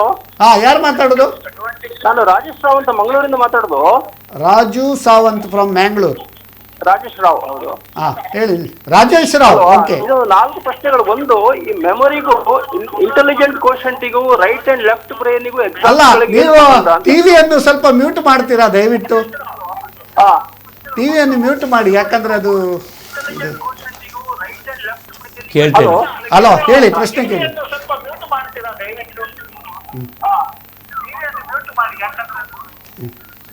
ಈಗ ಕೇಳಿ ಪ್ರಶ್ನೆ ಕೇಳಿ. ಹಲೋ, ಕೇಳಿ.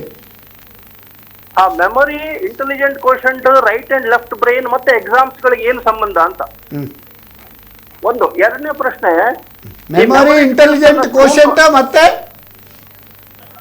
Memory, intelligent quotient, right and left brain ಮತ್ತೆ ಎಕ್ಸಾಮ್ಸ್ ಗಳಿಗೆ ಏನು ಸಂಬಂಧ ಅಂತ. ಓಕೆ. ಎರಡನೇ ಪ್ರಶ್ನೆ, ಮೆಮೊರಿ ಸ್ಕಿಲ್ಸ್ ಅನ್ನ ಡೆವಲಪ್ ಮಾಡ್ಲಿಕ್ಕೆ ಶಾಲೆ ಮತ್ತೆ ಕಾಲೇಜ್ಗಳಲ್ಲಿ ಏನು ವ್ಯವಸ್ಥೆಗಳಿದಾವೆ ಈಗಿನ ಸಿಸ್ಟಮ್ ನಲ್ಲಿ ಅಂತ. ಯಾವ್ದು? ಮೆಮೊರಿ ಸ್ಕಿಲ್ಸ್, ಮೆಮೊರಿಯನ್ನು ಡೆವಲಪ್ ಮಾಡ್ಲಿಕ್ಕೆ. ಓಕೆ, ಮೆಮೊರಿ ಟೆಕ್ನಿಕ್ ಏನು ಅಂತ. ಸ್ಕಿಲ್ಸ್ ಈಗಿನ ಶಾಲಾ ಕಾಲೇಜ್ ಏನು ವ್ಯವಸ್ಥೆ ಇದೆ ಅಂತ. ಮೂರನೇದು, ವಿದೇಶಗಳಲ್ಲಿ ಎಕ್ಸಾಮ್ಸ್ ಗಳು ಹೇಗೆ ಮಾಡ್ತಾರೆ ಅಂತ ಹೇಳಿದ್ರೆ, ಕೆಲವು ವಿದೇಶಗಳಲ್ಲಿ, ಜರ್ಮನಿ ಫಾರ್ ಎಕ್ಸಾಂಪಲ್, ಬುಕ್ಸ್ ಗಳನ್ನು ಎದುರುಗಡೆ ಇಟ್ಟು ಎಕ್ಸಾಮ್ಸ್ ಕ್ವಶನ್ಸ್ ರಿಪ್ಲೈ ಮಾಡೋ ಸಿಸ್ಟಮ್ ಇದೆ ಅಂತ. ಆ ಸಿಸ್ಟಮ್ ಇಂಡಿಯಾದಲ್ಲಿ ಅಪ್ಲೈ ಆಗಬಹುದಾ ಅಂತ. ಅಂದ್ರೆ open book exam policy, open system. ಹೌದು, ಓಪನ್ ಎಕ್ಸಾಮಿನೇಷನ್ ಸಿಸ್ಟಮ್. ನಾಲ್ಕನೇದು, ನ್ಯಾಷನಲ್ ಎಜುಕೇಶನ್ ಪಾಲಿಸಿಯಲ್ಲಿ ಎಕ್ಸಾಮಿನೇಷನ್ ಫಾರ್ಮೇಟ್ ಅಲ್ಲಿ ಏನಾದ್ರು ಚೇಂಜಸ್ ಇದೆಯಾ ಅಂತ. ನ್ಯಾಷನಲ್ ಎಕ್ಸಾಮಿನೇಷನ್ ಪಾಲಿಸಿಯಲ್ಲಿ ಎಕ್ಸಾಮಿನೇಷನ್ ಪ್ಯಾಟರ್ನ್ ಅಲ್ಲಿ ಚೇಂಜ್ ಉಂಟಾ ಅಂತ ಅಲ್ಲ? ಹೌದೌದು. ಬಹಳ ಉತ್ತಮ ಪ್ರಶ್ನೆ ಕೇಳಿದ ರಾಜೇಶ್ ರಾಯರೇ, ನಿಮಗೆ ಧನ್ಯವಾದಗಳು. ನಮ್ಮ ಈಗ ರಿಸೋರ್ಸ್ ಪರ್ಸನ್ಸ್ ಹೇಳ್ತಾರೆ ಸರ್, ಈಗ ಮೆಮೊರಿ ಮತ್ತೆ ನಿಮ್ಮ ಇದು ರೈಟ್ ಆ್ಯಂಡ್ ಲೆಫ್ಟ್ ಬ್ರೈನಿಗೆ ಎಕ್ಸಾಮಿಗೆ ಏನಾದರೂ ಸಂಬಂಧ ಉಂಟಾ ಅಂತೇಳಿ ಅದರ ಬಗ್ಗೆ ಹೇಳ್ಬೋದಾ? ಹೌದು. ಈಗ ಮೆಮೊರಿ ಅಂತ ಹೇಳಿದ ಕೂಡಲೇ ಶಾರ್ಟ್ ಟರ್ಮ್ ಮೆಮೊರಿ ಮತ್ತು ಲಾಂಗ್ ಟರ್ಮ್ ಮೆಮೊರಿ ಅಂತ ಹೇಳ್ತೇವೆ ನಾವು. ಕೆಲವೊಮ್ಮೆ ನಾನು ಈಗ ಓದಿದ್ದನ್ನು ಈಗಲೇ ಹೇಳಲಿಕ್ಕಾಗತ್ತೆ, ಫೋಟೋಗ್ರಾಫಿಕ್ ಮೆಮೊರಿ ಇರುತ್ತೆ. ಇನ್ನು ಕೆಲವರು ಏನು ಮಾಡ್ತಾರೆ, ಕೋಡೆಡ್ ಮೆಮೊರಿ ಅಂತ. ಉದಾಹರಣೆಗೆ PDCA ಅಂತ ಇಟ್ಕೊಂಡ್ರೆ ನಾನು ಪ್ಲಾನ್, ಡೂ, ಚೆಕ್, ಆಕ್ಷನ್ ಅಂತ ಹೇಳ್ಕೊಂಡು ಇಟ್ಕೊಳ್ಳಿಕ್ಕಾಗತ್ತೆ. ಅದೇ ರೀತಿ ಪಾಟ್ಸ್, ಕಾರ್ಬ್ ಅಂತ ಮ್ಯಾನೇಜ್ಮೆಂಟ್ ಅಲ್ಲಿ ಬರುತ್ತೆ. ಇದಕ್ಕೆ ಕೋಡೆಡ್ ಮೆಮೊರಿ, ಒಂದು ಕೋಡ್ ಇಟ್ಟುಕೊಂಡು ಆ ಪ್ರಕಾರ ಮಾಡುವಂಥದ್ದು. ಇನ್ನೊಂದಿರುವಂಥದ್ದು memory based on story line ಅಂತ. ಒಂದು ರೀತಿಯ ಸ್ಟೋರಿ ಲೈನ್ ಮಾಡಿಕೊಂಡು ಅದರಲ್ಲಿರುವಂಥ ಇಂಪಾರ್ಟೆಂಟ್ ಪಾರ್ಟನ್ನು ಇಟ್ಕೊಂಡು ಒಂದಕ್ಕೊಂದು ಕನೆಕ್ಟ್ ಮಾಡ್ಕೊಂಡು ಹೋಗ್ಲಿಕ್ಕೆ ಇಡೀ ಒಂದು ಪೇಜ್ ಬರೀಲಿಕ್ಕೆ ಆಗತ್ತೆ. ಇದಿರುವಂಥದ್ದು. So there are different memorizing techniques. ಅದು ಎಲ್ಲ ಟೆಕ್ನಿಕ್ಕು ಎಲ್ಲರಿಗೂ ಅಪ್ಲೈ ಆಗೋದಿಲ್ಲ. ಥರ 5 ಬೆರಳು ಒಂದೇ ರೀತಿ ಇರೋದಿಲ್ಲ. ಆದರೆ ಯಾವ ವಿದ್ಯಾರ್ಥಿಗೆ ಯಾವ್ದು ಹಿಡಿತದೆ ಅಂತ ಅದನ್ನು ಅನುಭವಿಸಿ ಅದನ್ನು ರಿಪ್ರೊಡ್ಯೂಸ್ ಮಾಡಲಿಕ್ಕೆ ನೋಡ್ಕೊಳ್ಬೇಕು. ಒಂದು. ಎರಡನೇ ಪ್ರಶ್ನೆಯಲ್ಲಿ ಹೇಳುವಂಥದ್ದು ಮೆಮೊರಿ ಮತ್ತು ಇಂಟೆಲಿಜೆನ್ಸ್ ಕೋಶಂಟ್ಗೆ ಏನಾದರೂ ಉಂಟು ಅಂತ. ಇಲ್ಲಿ ಏನಾಗುತ್ತೆ ಅಂತ ಹೇಳಿದ್ರೆ, mental age divide by actual age into 100 is equal to IQ, intelligence quotient ಕೊಡುವಂಥದ್ದು. ಅವನ ಆಕ್ಚುಯಲ್ ಏಜ್ ಗೊತ್ತಿರ್ತದೆ, ಈಗ 16 ವರ್ಷದ ಮಗು ಇದು ಪ್ರಾಯ ಗೊತ್ತಿರ್ತದೆ. ಮೆಂಟಲ್ ಏಜ್ ನೋಡಲಿಕ್ಕೆ ಕ್ವಶನರ್ ಇರುತ್ತೆ. ಆ ಕ್ವಶನಿಗೆ multiple choice objective type questions ಇರುತ್ತೆ. ಅದಕ್ಕೆ ಈ ಮಗು ಉತ್ತರ ಕೊಡ್ತದೆ, ಎಷ್ಟು ಸ್ಕೋರ್ ಬಂತು ಅಂತ. ಆ ಸ್ಕೋರು ಡಿವೈಡ್ ಬೈ ಅವನ ಇದು ಯಾವುದು ಆಕ್ಚುಯಲ್ ಏಜ್ ಮಲ್ಟಿಪ್ಲೈಡ್ ಬೈ 100 ಅಂತ ಹೇಳಿದ್ರೆ ಅದು IQ ಗೊತ್ತಾಗತ್ತೆ. ಇಲ್ಲಿ ಹೇಳ್ತಾನೆ, ಇಂಟೆಲಿಜೆನ್ಸ್ ಅಂತ ಹೇಳುವಂಥದ್ದು ಒಂದು ರೀತಿ ನಿಜ ಜೀವನದಲ್ಲಿ ಹೆಚ್ಚು ಉಪಯೋಗ ಆಗೋದಿಲ್ಲ. If you are too intelligent you may not be useful later on. Moderately intelligent ಆಗಬೇಕು. ಈ ಭಗವಂತ ಸೃಷ್ಟಿ ಮಾಡಿ ಭೂಮಿಗೆ ಬರುವಾಗ ನಿಮಗೆ ಬದುಕಲಿಕ್ಕೆ ಎಷ್ಟು ಬೇಕು, ಒಂದು ರೀತಿಯ ಜೀವನ ನಡೆಸಲಿಕ್ಕೆ ಎಷ್ಟು ಬೇಕು. ಇವತ್ತು ಇಂಟೆಲಿಜೆನ್ಸ್ ಕೋಶಂಟ್ ಹೆಚ್ಚು ಉಪಯೋಗ ಆಗುತ್ತೆ. ಇಮೋಷನಲ್ ಇಂಟೆಲಿಜೆನ್ಸ್, ಅತಿ ಬುದ್ಧಿವಂತ ಆದ್ರೂ ಕಷ್ಟ, ಬುದ್ಧಿವಂತೆ ಆದ್ರೂ ಕಷ್ಟ. ಒಂತೆ ತುಳುವಲ್ಲಿ ಒಂತೆ ಅಂತ ಹೇಳ್ತೇವೆ ನೋಡಿ, ಕಡಿಮೆ ಆದ್ರೂ ಕಷ್ಟ. ಅದು 3 ಕ್ವಶಂಟ್ ಇದೆ. ಒಂದು IQ, SQ ಮತ್ತೆ EQ ಅಂತ. IQ ಅಂದ್ರೆ ಇಂಟೆಲಿಜೆನ್ಸ್ ಕೋಶಂಟ್, SQ ಅಂದ್ರೆ ಸೋಷಿಯಲ್ ಕೋಶಂಟ್, EQ ಅಂದ್ರೆ ಇಮೋಷನಲ್ ಇಂಟೆಲಿಜೆನ್ಸ್ ಇರುವಂತದ್ದು. ಅದು 3 ಬ್ಯಾಲೆನ್ಸ್ ಇದ್ರೆ ಮಾತ್ರ ಹುಡುಗ ಚೆನ್ನಾಗಿ ಪರ್ಫಾರ್ಮ್. ಹೌದು. ಆದ ಕಾರಣ ಮೊದಲು ಹೇಳಿದ IQ ಮಾತ್ರ ಮುಖ್ಯ ಅಲ್ಲ ನಮಗೆ, IQ ಗಿಂತ ಜಾಸ್ತಿ ಇಮೋಷನಲ್ ಇಂಟೆಲಿಜೆನ್ಸ್ ಮುಖ್ಯ. ಇವತ್ತು ಇನ್ನೊಂದು ಹೇಳ್ತಾರೆ ಸೋಷಿಯಲ್ ಕೋಶಂಟ್ ಹೇಳ್ತಾರೆ, ಇನ್ನೊಂದು ಹೇಳ್ಬೋದು ಸ್ಪಿರಿಚುವಲ್ ಕೋಶಂಟ್ ಅಂತ. ಸೊ ಹೀಗೆ ಅದಿರುತ್ತೆ. ಇನ್ನೊಂದು ಹೇಳ್ತಾರೆ ಬ್ರೈನ್ ಅಲ್ಲಿ ಲೆಫ್ಟ್ ಪಾರ್ಟ್ ಮತ್ತೆ ರೈಟ್ ಪಾರ್ಟ್, ಎಡ ಪಾರ್ಶ್ವದ ಬ್ರೈನ್ ಅಂತ ಹೇಳಿದ್ರೆ ನಮ್ಮ ಬಾಡಿಯ ಬಲಬದಿಯಲ್ಲಿದೆ, ಬಲ ಪಾರ್ಶ್ವದ ಬ್ರೈನ್ ನಮ್ಮ ದೇಹದ ಎಡಭಾಗದಲ್ಲಿದೆ. ಈ ಲೆಫ್ಟ್ ಬ್ರೈನ್ ಏನು ಮಾಡ್ತದೆ ಅಂತ ಹೇಳಿದ್ರೆ ಅದು analytical part of the brain ಅಂತ. ಅದು ಯಾವಾಗಲೂ ಹೇಳ್ತದೆ 2 ಕೂಡಿಸು 2 ಅಂತ ಹೇಳಿದ್ರೆ 4. ಅದು 3 ಆಗ್ಲಿಕ್ಕೆ ಸಾಧ್ಯ ಇಲ್ಲ, 5 ಆಗ್ಲಿಕ್ಕೆ ಸಾಧ್ಯ ಇಲ್ಲ. ಅಂದರೆ working according to the rules ಹೇಳ್ತೇವೆ ನೋಡಿ. 5 ಗಂಟೆಗೆ ಹೇಳಬೇಕಾದ್ರೆ 5 ಗಂಟೆ ಅಲಾರ್ಮ್ ಇಟ್ಟು ಓದಿದ್ರೆ ಎದ್ದು ನೀವು ಓದಿದ್ರೆ ಮಾತ್ರ ಅದಾಗುವಂಥದ್ದು ಅಂತ. 5 ಗಂಟೆ 5 ನಿಮಿಷ ಆದರೆ ಆ ಮಗುವಿಗೆ ಕಾನ್ಫಿಡೆನ್ಸ್ ಹೋಗಿ ಆಯಿತು. ಸ್ವಲ್ಪ ಬೇಗ ಇದ್ರೂ ಕೂಡ ಅಯ್ಯೋ ನಿದ್ದೆ ಕಡಿಮೆ ಆಯಿತು ಅಂತ. ಇತ್ತ ವಾಟರ್ ಟೈಟ್ ಕಂಪಾರ್ಟ್ಮೆಂಟ್ ಹೋಗುವಂಥದ್ದು analytical part left brain, which is located on the right part of the human body. ಇನ್ನೊಂದು right part of the brain ಹೇಳುವಂಥದ್ದು ಮೋರ್ ಇಮ್ಯಾಜಿನೇಟಿವ್, ಮೋರ್ ಕ್ರಿಯೇಟಿವ್ ಮತ್ತೆ ಮೋರ್ ಇನ್ನೋವೇಟಿವ್ ಅಂತ. ಅದು ಕ್ವಶನ್ ಮಾಡ್ತದೆ. Normally you have to question unquestionable things ಅಂತ. ನಾನು normal ಹೇಳ್ತೇನೆ you have to expect unexpected things ಅಂತ. ಅದೇ ಹೇಳುದು ನಾವು, ಯಾವ ವಿದ್ಯಾರ್ಥಿ ಕ್ಲಾಸಲ್ಲಿ ಜಾಸ್ತಿ ಪ್ರಶ್ನೆ ಕೇಳ್ತಾನೆ he is more inquisitive and he ಆಗ್ತಾನೆ. wants to gain ಮುಂದೆ more ಜೀವನದಲ್ಲಿ ಅವ ಯಶಸ್ಸು ಪಡೀಲಿಕ್ಕೆ ಆಗತ್ತೆ. Okay. ನಾನು ಯಾವಾಗಲೂ ಹೇಳ್ತೇನೆ as a teacher, only when you ask question to me you can find real teacher in me ಅಂತ. ಪ್ರಶ್ನೆ ಕೇಳಬೇಕಾಗತ್ತೆ. ಪ್ರಶ್ನೆ ಕೇಳೋ ತಪ್ಪು ಕೇಳಿದ್ರೆ ತೊಂದರೆ ಇಲ್ಲ ಬಿಗಿನಿಂಗ್ ಅಲ್ಲಿ, ಆನಂತರ ಸರಿ ಆಗತ್ತೆ. ಆದ ಕಾರಣ ರೈಟ್ ಬ್ರೈನ್ ಯಾವಾಗ್ಲೂ, ಈಗ ಉದಾಹರಣೆಗೆ ನನ್ನನ್ನು ತಕೊಂಡ್ರೆ ನನಗೆ ಸ್ವಲ್ಪ ರೈಟ್ ಬ್ರೈನ್ ನನಗೆ ಸ್ಟ್ರಾಂಗ್ ಉಂಟು ಅಂತ. ನಾನು ಕಲಿತಾ ಬರುವಾಗ ಈ ಕ್ವಾಂಟಿಟಿವ್ ಪೇಪರ್ಸ್ ನಾನು ಲೈಕ್ ಮಾಡ್ತಿರಲಿಲ್ಲ, ಎಂಜಾಯ್ ಮಾಡ್ತಿರಲಿಲ್ಲ. ಉದಾಹರಣೆಗೆ ಅದು ಮ್ಯಾಥಮೆಟಿಕ್ಸ್ ಇರ್ಬೋದು, ಸ್ಟ್ಯಾಟಿಸ್ಟಿಕ್ಸ್ ಇರ್ಬೋದು, ಅಕೌಂಟೆನ್ಸಿ ಇರ್ಬೋದು. ಆದ್ರೆ ಎಷ್ಟು ಬೇಕೋ ಖರ್ಚಿಗೆ ಬೇಕಾದಷ್ಟು ಅಂಕ ಬರ್ತಿತ್ತು, ಆದ್ರೆ ಅದರಲ್ಲಿ ಅತಿಯಾದ ಪ್ರೇಮ ಇರಲಿಲ್ಲ. ಥಿಯರಿ ಪೇಪರ್ ಏನೇ ಕೊಡಿ, ಈವನ್ ಲೇಬರ್ ಲಾ ಆದ್ರೂ ಕೂಡ ನನಗೆ ಬಹಳ ಆಸಕ್ತಿಯಲ್ಲಿ ಓದ್ತೇನೆ. ನಿಮಗೆ ಆಸಕ್ತಿ ಇದ್ರೆ ಏಕಾಗ್ರತೆ ಬರ್ತದೆ. ಗೋಪಾಲ್ ಮೊಗೆರಾಯರಿಗೆ ಲೆಫ್ಟ್ ಬ್ರೈನ್ ಬಾರಿ ಸ್ಮಾರ್ಟ್ ಇರಬಹುದು. ಹೌದು, ಎಂಜಿನಿಯರ್. ಸೊ ಆ ಇದರಲ್ಲಿ ಕೊನೆಗೆ ಏನ್ ಹೇಳ್ತೇನೆ ಅಂದ್ರೆ, ಜೀವನದಲ್ಲಿ ಯಶಸ್ಸು ಸಾಧಿಸಬೇಕಾದ್ರೆ ಬದುಕುದು ಮುಖ್ಯ ಅಲ್ಲ, ಸರ್ವೈವಲ್ ಮುಖ್ಯ ಅಲ್ಲ, living gracefully is very very important. ನಮ್ಮ ಸ್ವಾಮಿ ಜಗನ್ನಾಥಾನಂದಜಿ ಅವರು ಬದುಕಲು ಕಲಿಯಿರಿ ಅಂತ ಒಂದು ಒಳ್ಳೆ ಪುಸ್ತಕ ಬರೆದಿದ್ದಾರೆ. ಅದನ್ನು ಕೂಡ ಒಳ್ಳೆ ಒಂದು ಕಂಟೆಂಟ್. ಅದಕ್ಕೆ ಬ್ಯಾಲೆನ್ಸ್ಡ್ ಬ್ರೈನ್ ಬೇಕಾಗತ್ತೆ. ಎಡವೂ ಬೇಕು, ಎಡಬದಿಯೂ ಸ್ಟ್ರಾಂಗ್ ಇರಬೇಕು, ಬಲಬದಿಯೂ ಸ್ಟ್ರಾಂಗ್ ಇರಬೇಕು. ಇನ್ನೊಬ್ರು ವೀಕ್ಷಕರ ಕರೆ ಉಂಟು. ಹಲೋ ಹಲೋ ಹಲೋ, ನಮಸ್ತೆ. ನಮಸ್ತೆ. ನಾನು ರಾಮಕೃಷ್ಣ ರಾವ್ ಅಂತೇಳಿ ಕಾವೂರಿಂದ ಮಾತಾಡೋದು. ರಾಮಕೃಷ್ಣ ರಾಯರಿಗೆ ನಮಸ್ಕಾರ.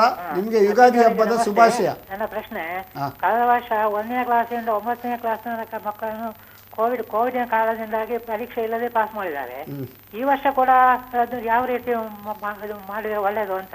ಈ ಕೋವಿಡ್ ಸಮಯದಲ್ಲಿ ಪರೀಕ್ಷೆ ನಡೆಸಲಿಕ್ಕೆ ಆಗುವಂತ ಅನಾನುಕೂಲತೆಗಳೇನು, ಮತ್ತೆ ಪರೀಕ್ಷೆ ನಡೆಸದೆ ಮಕ್ಕಳನ್ನು ಪಾಸ್ ಮಾಡಿದರೆ ಇದರ ಸಾಧಕ ಬಾಧಕಗಳು ಏನೇ ಅಂತ ತಜ್ಞರ ಅಭಿಪ್ರಾಯ ಏನು ಅಂತ ಪ್ರಶ್ನೆ ಒಂದು. ಇನ್ನೊಂದು, ಈ ಎಲ್ಲಾ ಪರೀಕ್ಷೆ ಸಮಯದಲ್ಲಿ not only for school exams, UPSC KPSC ಪರೀಕ್ಷೆ ಇರ್ಬೋದು, ಎಲ್ಲ ಈ ಕ್ವಶನ್ ಪೇಪರ್ ಔಟ್ ಆಗುವಂತ ಒಂದು ಸಾಧ್ಯತೆ ಉಂಟಲ್ಲ, ಇದಕ್ಕೆ ಏನು ಕಾರಣ ಮತ್ತೆ ಇದಕ್ಕೆ ಯಾರು ಜವಾಬ್ದಾರಿ ಅಂತ ಈ ಬಗ್ಗೆ ಎರಡು ಪ್ರಶ್ನೆ ಉತ್ತರ ಕೊಡ್ತೀರಾ? ಓಕೆ, ಈಗ ಗೋಪಾಲ್ ಮೊಗೆರಾಯರವರೇ, ಸೆಕೆಂಡ್ ಪಾರ್ಟ್ ನಂಗೆ ಗೊತ್ತಿಲ್ಲ. ಈಗ ಫಸ್ಟ್ ಇದು ಎಕ್ಸಾಮ್ ನಲ್ಲಿ ಎಕ್ಸಾಮ್ ಇಲ್ಲದೆ ಪಾಸ್ ಮಾಡೋದು ಅಂದ್ರೆ ಎಲ್ಲ ಈ ಟೋಲ್ ಇಲ್ಲದೆ ಸೀದಾ ವೆಹಿಕಲ್ ಬಿಟ್ಟಾಗೆ ಕೋವಿಡ್ ಟೈಮಲ್ಲಿ ಬಿಟ್ಟಿಲ್ಲ. ಇದು ಸ್ಪೆಷಲ್ ಸಿಚುವೇಶನ್. ಈಗ ನಮಗೆ ಜಿಯೋ ಅಥವಾ ಜೀವನ ಬೇಕಾಗಿದೆ ಒಂದಲ್ಲಿ. You have to choose between these two. ಒಂದು ಜಿಯೋ ಬೇಕಾ ಜೀವನ ಬೇಕಂತ. ಈಗ ಮಕ್ಕಳನ್ನು ಸ್ಕೂಲ್ ಕಳಿಸಿದ್ರು ಯಾವಾಗಲೂ ಅವರಿಗೆ ಪಾಪ ಮಾಸ್ಕ್ ಹಾಕೊಂಡು ಅದಕ್ಕೆ ಅವ್ರಿಗೆ ಉಸಿರಾಡ್ಲಿಕ್ಕಿಲ್ಲ, ಕಲಿದ್ಬಿಡಿ, ಆಕ್ಷನ್ ಒಳಗೆ ಹೋಗಲ್ಲ, ಮತ್ತೆ ಆ ಕಂಡೀಷನ್ ಹೇಗೆ ಬರ್ಬೋದು? ಅಲ್ಲ, ಮತ್ತೆ ಇನ್ನೊಂದು ಏನಂತ ಹೇಳಿದರೆ, ಈಗ ಒಬ್ಬ ವಿದ್ಯಾರ್ಥಿಯ ಒಂದು ಅಸೆಸ್ಮೆಂಟ್ ಕೇವಲ 3 ಗಂಟೆಯಲ್ಲಿ ಜಡ್ಜ್ ಮಾಡೋದಕ್ಕಿಂತ ಇಡೀ ವರ್ಷ ಒಂದು continuous education, continuous evaluation is important. ಅದೇನು ಗೊತ್ತಾ, ನಮ್ಮ ಸಿಸ್ಟಮ್ ಬದಲಾಗಲಿಕ್ಕೆ ಸ್ವಲ್ಪ ಟೈಮ್ ತಗೊಳ್ತದೆ. ಅದೇ ಈಗ new education policy that has got very good implications. I think it has got lot of good features which may definitely change the ಈಗ ಅವರ answer dynamics of our education. ಅವರ ಆನ್ಸರ್ ಅಂದ್ರೆ ಈಗ second part ಗೊತ್ತಿಲ್ಲ, question paper out ಆಗೋದಿಲ್ಲ, it's all practical. First part is ಈ ಸಲ ಒಂದು ನಮಗೆ ಜೀವನ ಇಂಪಾರ್ಟೆಂಟ್, ಅದಕ್ಕೋಸ್ಕರ ಈಗ 9th ಸ್ಟ್ಯಾಂಡರ್ಡ್ ತನಕ ಅದನ್ನು ಪಾಸ್ ಮಾಡಬೇಕು ವಿದೌಟ್ ಎಕ್ಸಾಮಿನೇಷನ್ ಅಂತ. It's okay, is only temporary. ಈಗ ನಾವು ಒಂದು ಪೇನ್ ಕಿಲ್ಲರ್ ಕೊಟ್ಟಾಗೆ, it's not a surgery. But the very important thing is, ನಾನು ಮೊದಲಿಂದ ಹೇಳಿದ್ರೆ examination is one part of the education system. ಈಗ ನೋಡಿ, ಒಬ್ಬರು ಶಿಲ್ಪಿ ಒಂದು ಗಣಪತಿಯ ವಿಗ್ರಹ ಮಾಡ್ತಾನೆ, ಅವ ಆವರಣದಲ್ಲಿ ಮಾಡಬಹುದು, ಕಲ್ಲಲ್ಲಿ ಮಾಡಬಹುದು. ಆವರಣದಲ್ಲಿ ಮಾಡಿದ್ರೆ ಬ್ಯೂಟಿಫುಲ್ ಆಗಿ ಮಾಡ್ತಾನೆ, ಬೇಗ ಮಾಡ್ತಾನೆ, ಬಟ್ ಅದರ ವರ್ಷ ಒಂದೇ ವರ್ಷ. ಬಟ್ ಕಲ್ಲಲ್ಲಿ ಮಾಡಿದರೆ ಅದು ಯುಗ ಯುಗ ಅಂತ ಇರ್ತದೆ. So teacher has to try for this, so that ಆ ಹುಡುಗ ಹತ್ರ ಇಂಬೈಬ್ ಆಗಿರ್ಬೇಕು. ಎಕ್ಸಾಮಿನೇಷನ್ ಇಸ್ ಎ ಪ್ರೊಸೆಸ್, ಗಣಪತಿ ಪೂಜೆ ಅಷ್ಟೇ. ಆ ಪೂಜೆ ಆದ್ಮೇಲೆ ವಿಸರ್ಜನೆ ಮಾಡ್ತಾರೆ. Yes. Not only the curriculum but also behavior and for his future. Okay. ಯಾಕಂದ್ರೆ ಅದು ಬಹಳ important. Examination one part of the story. Correct. Education ಅಲ್ಲಿ ಇದು ಕಷ್ಟ ಆಗ್ತದೆ ಅಂತ ಹೇಳುದು. ಕಷ್ಟ ಆಗುದಿಲ್ಲ. ಈಗ ನಾವು ನೋಡ್ತೇವಲ್ಲ, ಅದೊಂದು ಹೀಗೆ ನಮ್ಮ ಪ್ರಾಬ್ಲಮ್ ಅಂದ್ರೆ ನಮ್ಮ ಸೊಸೈಟಿಲಿ ರೆಸಿಸ್ಟೆನ್ಸ್ ಟು ಚೇಂಜ್. ನಾವು ಏನಿದ್ರು, ಈಗ ನಾವು ಇವತ್ತು ಗಂಜಿ ಊಟ ಮಾಡಿದ್ರೆ ನಾಳೆ ಇಡ್ಲಿ ತಿನ್ನಕ್ಕೆ ರೆಡಿ ಇಲ್ಲ. We resist to change. ಒಮ್ಮೆ ನಾವು ಚೇಂಜ್ ಅಕ್ಸೆಪ್ಟ್ ಮಾಡಿದರೆ, man is the most adaptive human animal in this planet. ನಾವು you can change very fast. ಇನ್ನೊಂದು ಕಾಲರ್ ಇದ್ದಾರೆ. ಹಲೋ ಹಲೋ, ಯಾರು ಮಾತಾಡೋದು?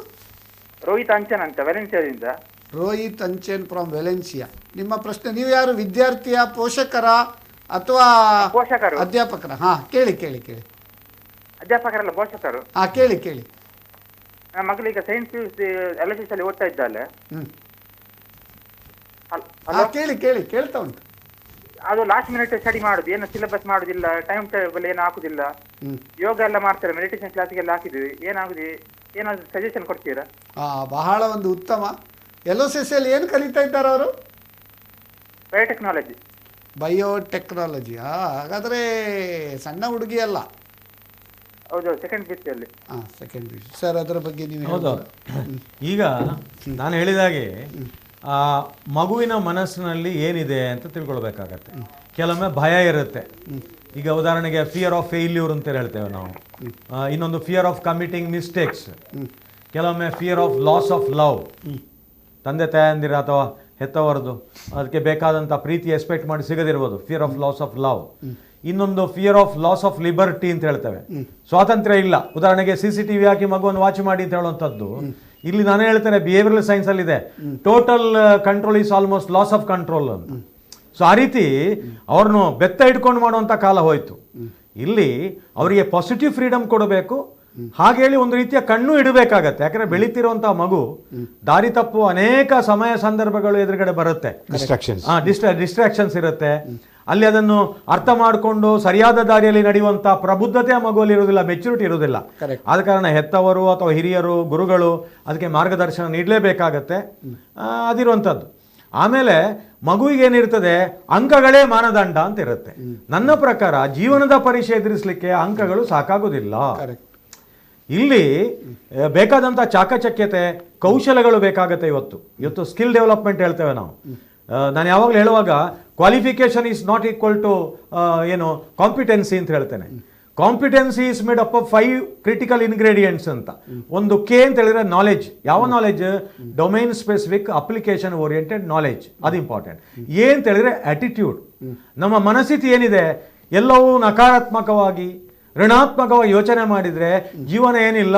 ಪರೀಕ್ಷೆ ಹೋಗೋ ಮೊದಲೇ ನೀವು ಮಗು ಫೋನ್ ಮಾಡ್ತದೆ, ಸರ್ ನಾಳೆ ಪರೀಕ್ಷೆ ಇದೆ, ತಯಾರಿ ಮಾಡಿದ್ದೇನೆ, ನನಗೆ ಯಾವ್ದು ಈಗ ನೆನಪು ಬರೋದಿಲ್ಲ. ಅಲ್ಲ, ನಾಳೆ ನಿನಗೆ ಪರೀಕ್ಷೆ ಹಾಲಲ್ಲಿ ನೆನಪು ಬರ್ಬೋದಮ್ಮ, ಹೋಗು ಅಂತ ಹೇಳಿದ್ರೆ, ಇಲ್ಲ ನಾನು ಖಂಡಿತ ಫೇಲ್ ಆಗ್ತೇನೆ ಅಂತ. ಹಣೆ ಬರ ಬ್ರಹ್ಮ ಬರೆಯುವುದಿಲ್ಲ ಸ್ವಾಮಿ.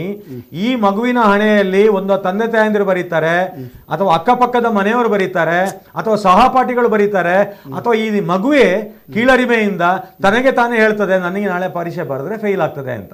ಆ ಮನಸ್ಥಿತಿಯಲ್ಲಿ ಯಾವುದು ಎಕ್ಸಾಮಿನೇಷನ್ ಹಾಲಿಗೆ ಹೋದ್ರೆ ಅದೇ ರೀತಿ ಅದು ಬರೀತದೆ, ನೆನಪಿಗೆ ಬರೋದಿಲ್ಲ, ಮೆಂಟಲ್ ಬ್ಲಾಕ್ಸ್ ಡೆವಲಪ್ ಆಗುತ್ತೆ. ಈಗ ಇವ್ರು ಏನು ಮಾಡ್ಬೇಕೀಗ ಮಕ್ಕಳಿಗೆ?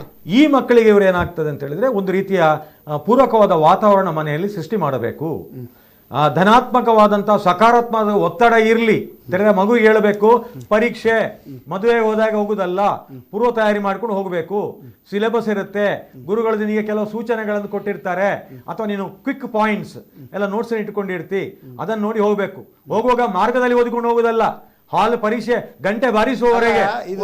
ಇದು ಲಾಸ್ಟ್ ಮಿನಿಟ್ ಪ್ರಿಪರೇಷನ್ ಬಗ್ಗೆ ನಾನು ಹೇಳುದು. ಹೌದು, ದರ್ ಇಸ್, ನಾನೊಂದು ಯಾವಾಗಲೂ ಮಾರ್ಮಿಕವಾಗಿ ಹೇಳುದುಂಟು, an apple a day keeps the doctor away. An apple a day keeps the doctor away. A chapter a day keeps the exam fever away ಅಂತ. ಖಂಡಿತ ಡೈಲಿ ಒಂದೊಂದು ಚಾಪ್ಟರ್ ಓದ್ಲಿ, ಅವಾಗ ಆಟೋಮೆಟಿಕಲಿ ಲಾಸ್ಟ್ ಮಿನಿಟ್ ಪ್ರಿಪರೇಷನ್ ಅದು ಇನ್ನೊಂದು ವೀಕ್ಷಕರ return apply ಆಗುತ್ತೆ. ಹೌದು ಸರ್. ಹಲೋ ಹಲೋ, ಯಾರು ಮಾತಾಡೋದು? ಉಮೇಶ್ ಪೈ ಮಾತಾಡೋದು. ಉಮೇಶ್ ಪೈ, ಎಲ್ಲಿಂದ? Udupi MGM college. MGM college. ನೀವು ವಿದ್ಯಾರ್ಥಿಯ, ಪ್ರೊಫೆಸರಾ ಅಥವಾ? ಪ್ರೊಫೆಸರ್. ಪ್ರೊಫೆಸರ್ ಉಮೇಶ್ ಪೈ, ನಿಮ್ಮ ಪ್ರಶ್ನೆ ಕೇಳಿ. ನಮ್ಮ ಇವತ್ತಿನ ಕಾರ್ಯಕ್ರಮದ 2 ಶಿಕ್ಷಣದ ದಿಗ್ಗಜರಿಗೆ ಮೊದಲನಾಗಿ ನಾನು ನಮಸ್ಕಾರವನ್ನು ತಿಳಿಸ್ತೇನೆ. Thank you. ನಮಸ್ಕಾರ. ಮತ್ತೆ ಈಗ ಪರೀಕ್ಷೆ ತಯಾರಿ ಅಂತ ಹೇಳುವಂತದ್ದು ಪರೀಕ್ಷೆ ಟೈಮಲ್ಲೇ ಮಾಡಿದ್ರೆ ಒಳ್ಳೇದಾ, ಅಥವಾ ಆ ಕ್ಲಾಸು ಶುರುವಾಗುವ ತಾರೀಕಿಂದ ನಾವು ಅವರಿಗೆ ಪರೀಕ್ಷಾ ತಯಾರಿ ಬಗ್ಗೆ ಮಾಹಿತಿ ಕೊಟ್ರೆ ಒಳ್ಳೇದಾ ಅಂತೇಳಿ ತಿಳಿಸ್ಬೇಕು ಒಂದು.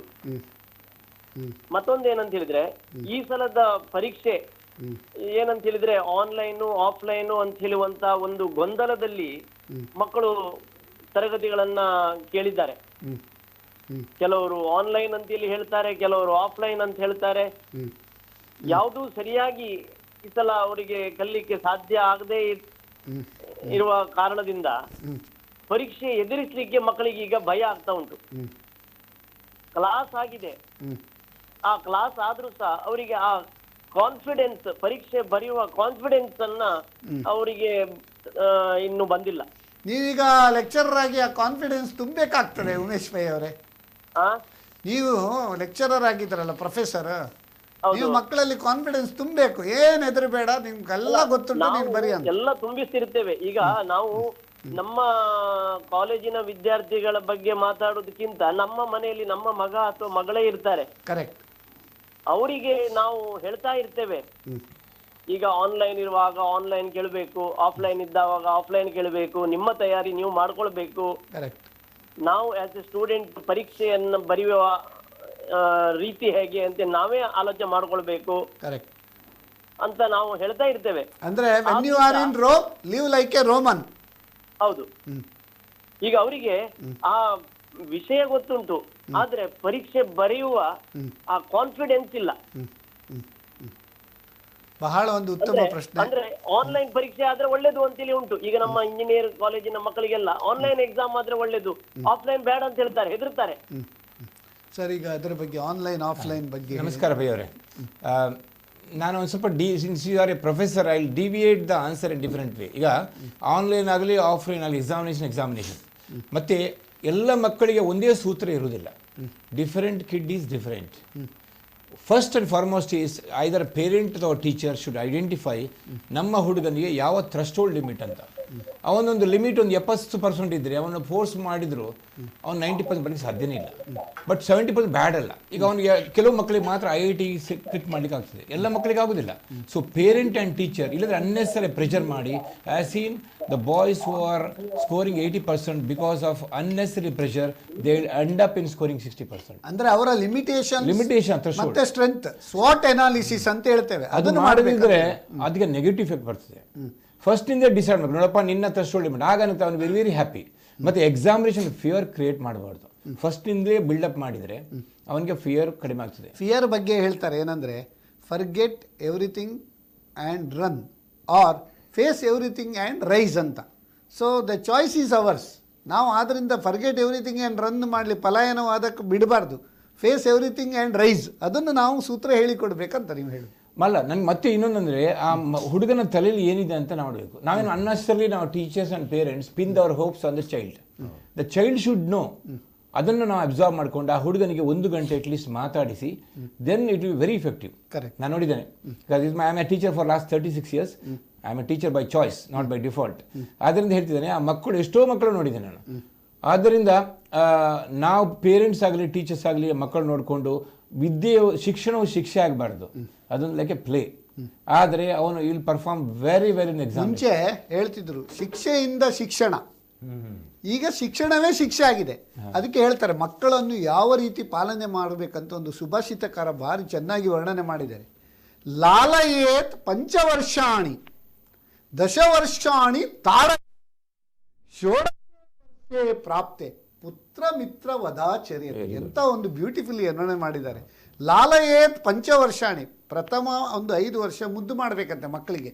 ಹಿಡ್ಕೊಳ್ಳೋದು ಏನು ಬೇಕಾದ್ರೆ ಮಾಡಿ, 5 ವರ್ಷ ನಂತರ ಹಿಡ್ಕೊಳ್ಳೋದ ಇಲ್ಲ, ಅವರಷ್ಟಕ್ಕೆ ಅವ್ರಿಗೆ ಬಿಡಬೇಕು. ದಶವರ್ಷಾಣಿ ತಾಡೆಯತ್, ಅವರಿಗೆ ಹೊಡೆದು ಬಡಿದು ಬುದ್ಧಿ ಹೇಳಿ ತಿದ್ದಿ ತೀಡಿ ಆ 10 ವರ್ಷವನ್ನು ನಾವು ಇದು ಮಾಡಬೇಕು. ಈಗ ಹೊಡೆದ್ರೆ ಮಿಸ್ಟೇಕ್, ಅದು ಮಿಸ್ಟೇಕ್, ಇನ್ನೊಂದೆಲ್ಲ ಹೇಳ್ತಾರೆ. ಮುಂಚೆ ನಾವು ಮಗ್ಗಿ 16-17 ಎಷ್ಟು ಗೊತ್ತಿಲ್ವಾ, 2 ಫುಟ್ರೋಲರ್ ಹೀಗೆ ಹೊಡಿತಿದ್ರು, ಈಗ ಹೊಡಿಲಿ. ಅದೇ ರೀತಿ 10 ಸಾರಿ ಬರಿ, 20 ಸಾರಿ ಬರಿ. ಈಗ 10-11 ಕೇಳಿದರೆ ಅವನು ಸಿಲೆಬಸ್ಸಲ್ಲಿ ಇಲ್ಲ ಕ್ಯಾಲ್ಕುಲೇಟ್ರು ಅಂತ ಒಂದು ಪರಿಸ್ಥಿತಿ ಬಂದಿದೆ. ನಾವೆಲ್ಲ ಕಲಿಯುವ ಹಾಗೆ ಇತ್ತು. ಅದಕ್ಕೆ ಹೇಳೋದು ತಾಡಯೇತ್ ದಶವರ್ಷಾಣಿ ಷೋಡಶೇ ವರ್ಷೇ ಪ್ರಾಪ್ತೆ ಪುತ್ರ ಮಿತ್ರ ವದಾಚರೇತ್. 16 ವರ್ಷ ಆದ ಕೂಡಲೇ ಮಕ್ಕಳನ್ನು ಮಿತ್ರರನ್ನಾಗಿ ನಾವು ಕಾಣಬೇಕಂತೆ ಅಂತ ಒಂದು ಬ್ಯೂಟಿಫುಲ್ ಹೇಳಿದ್ದಾರೆ. ಸರ್, ಈಗ ಪ್ರಿಪರೇಷನ್ ಬಿಗಿನಿಂಗ್ ಇಂದ ಮಾಡ್ತಾ ಹೋಗೋದು ಒಳ್ಳೇದಾ, ಲಾಸ್ಟ್ ಮಿನಿಟಿಗೆ ಮಾಡೋದು ಒಳ್ಳೇದಾ, ಅದರ ಬಗ್ಗೆ ಕೇಳಿದ್ದಾರೆ. ಇದು ಖಂಡಿತ ಬಿಗಿನಿಂಗ್ ಇಂದಲೇ ಮಾಡೋದು ಒಳ್ಳೇದು. ಈಗ 10th ಮಿನಿಟ್ ಅಥವಾ 11th ಅವರ್ ಪ್ರಿಪರೇಷನ್ ಹೇಳ್ತೇವೆ, ಅಲ್ಲಿ ಡ್ಯಾಮೇಜ್ ಆಗುದೇ ಜಾಸ್ತಿ. ಕೆಲವೊಮ್ಮೆ ಏನಾಗುತ್ತೆ, ಅದರ ಹಿಂದೆ ಓದಿದ್ದು ಕೂಡ ಮರಿಲಿಕ್ಕೆ ಸ್ಟಾರ್ಟ್ ಆಗುತ್ತೆ. ಈ ಲಾಸ್ಟ್ ಮಿನಿಟ್ ಪ್ರಿಪರೇಷನ್ ಮಾಡುವಾಗ ಏನಾಗುತ್ತೆ, ಕೈಕಾಲು ಬಿಡ್ತಾರೆ ಅವರು. ಕೈಕಾಲು ಬಿಡುವಾಗ ಏನೆಲ್ಲ ನೆನಪಿದೆ ಅದು ಮರಿಲಿಕ್ಕೆ ಶುರು ಆಗುತ್ತೆ. ಒಂದು ರೀತಿಯಲ್ಲಿ ಲಾ ಆಫ್ ಡಿಮಿನಿಷಿಂಗ್ ರಿಟರ್ನ್ಸ್ ಹೇಳ್ತೇವೆ ನಾವು. ಹೌದು. ಲಾಸ್ಟ್ ಮಿನಿಟ್ ಅಲ್ಲಿ ಏನೇನು ಹಾಕಿದ್ರು ಕೂಡ ಅದು ಫಲ ಕೊಡ್ಲಿಕ್ಕೆ ಆಗೋದಿಲ್ಲ, ಆ ಗಿಡವೇ ಸತ್ತು ಹೋಗ್ಬೋದು. 100 ಕೂಡ ಅಂದ್ರೆ ಬೇಸಿಕ್ ಕಾನ್ಸೆಪ್ಟ್ ಫಂಡಮೆಂಟಲಿ ಅವ್ರು ಅರ್ಥ ಮಾಡ್ಕೊಂಡು ಮುಂದುವರೆದ್ರೆ ಹೌದು. ಯಾವ ಕ್ವಶನ್ ಪೇಪರ್ ಬಂದ್ರು ಅವರು ಹೌದು. ಮತ್ತೆ ಪರೀಕ್ಷೆ ಬಗ್ಗೆ ಭಯ ಇರುವುದಿಲ್ಲ, ಅವ ಹಂತ ಹಂತವಾಗಿ ಇರ್ತಾನೆ. ಯಾವಾಗ ನೋಡಿ ರೆಡಿ, ಪರೀಕ್ಷೆ ಯಾವಾಗ ಬರ್ತದೆ ಅಂತ ಕುತೂಹಲದಲ್ಲಿ ಆಸೆ ಆಕಾಂಕ್ಷೆಯಲ್ಲಿ ಇರ್ತಾನೆ. ಇಲ್ಲ ಇದ್ರೆ ಏನಾಗ್ತದೆ, ಪ್ರಿಪರೇಷನ್ ಆಗಿಲ್ಲ ಅಂತ ಹೇಳುವಾಗ ಕಾಕ್ರೋಚ್ ಇಂದ ಸ್ಟಮಕ್ ಹೇಳ್ತೇವೆ, ಕೈಕಾಲು ಬಿಡುದು, you are developing cold feet, ಅಯ್ಯೋ ಪರೀಕ್ಷೆ ಅಂತ ಒಂದು ಭಯದ ವಾತಾವರಣ ಸೃಷ್ಟಿ ಆಗುತ್ತೆ.